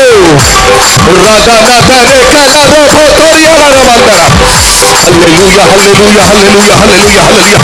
లోతులకు నన్ను నడిపించుము, లోతులకు నన్ను నడిపించుము, లోతులకు నన్ను అన్య భాషలతో మాట్లాడు, అన్య భాష అన్య భాషలో కనపరచు, అన్య భాషతో దేవుని స్తుతించు. దేవుని నాలుకను కాల్చుతున్నాడు, నీ నాలుకను బలపరుస్తున్నాడు. యేసునామమున మీ నాలుకలు బలపడినంతగా నచ్చి మాటలు. Hallelujah, hallelujah, hallelujah, hallelujah. Thank you Jesus. మన్నించు, మన్నించు, మన్నించు. ఏమంటారు?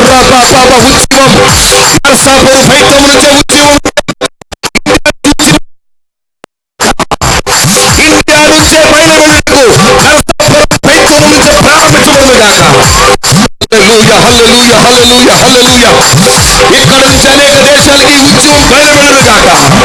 ఈ ఉద్యమం ప్రారంభమగును గాక. లోతులకు నన్ను నడిపించుము, లోతులకు నన్ను నడిపించుము, లోతులకు నన్ను నడిపించుము, లోతులకు నన్ను నడిపించుము.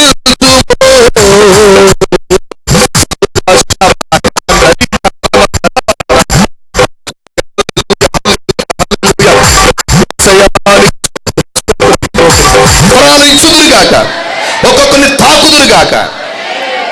ఆత్మాభిషేకం కలిగి అంతం వరకు నమ్మకంగా జీవించేదానికి కృప దయచేయండి. ఈ మాటలు మంచి నేల మీద పడిన విత్తనములాగా ఫలించును గాక. సంఘాన్ని ఇంకా ఉజ్జీవపరచండి అయ్యా. అమెరికాలో ఉద్యమం అని విన్నాం, బెంగళూరులో ఉద్యమం అని వింటున్నాం, ఇంకెక్కడెక్కడో ఉద్యమం బయలుదేరింది అంటున్నాం. ఈ రోజు నుంచి నరసాపురం ఫెయిత్ హోమ్ చర్చి నుంచి ఉద్యమం బయలువెళ్ళును గాక, ఉద్యమం ప్రారంభమగును గాక. మీరు చేస్తున్న సంఘమంతని పేరు పేరు వరుసలో దీవించండి. ఒక్కొక్క అందరూ ఆత్మచేత నింపబడిన వారై, పిల్లలు, పెద్దలు, యవనస్తులు, స్త్రీలు, వృద్ధులు, బాలురు అందరూ ఆత్మతో నింపబడిన వారై నీకు రాకడ వచ్చినప్పుడు నీ రాకడలు ఎత్తబడే గుంపులు ఉందుము గాక. ఆ పవిత్రురాలైన కన్యకగా మార్చబడుదుము గాక. యేసయ్య పరిశుద్ధ నామములో ఈ ప్రార్థన అడిగి వేడుకుంటున్నాను తండ్రి, ఆమేన్. ఆశీర్వాదం. ఇప్పుడు మన పరమ తండ్రి అయిన దేవుని ప్రేమ, మేఘాలపై అతి త్వరగా రాబోతున్న నజరేయుడైన యేసయ్య దివ్య కృప, ఆదరణకర్తయు యేసయ్య రాకడకు మనల్ని సిద్ధపరుస్తున్న పరిశుద్ధాత్మ దేవుని సన్నిధి సహవాసం ప్రియులారా మనందరికి తోడై నడిపించునుగాక. ఆమేన్. యెహోవా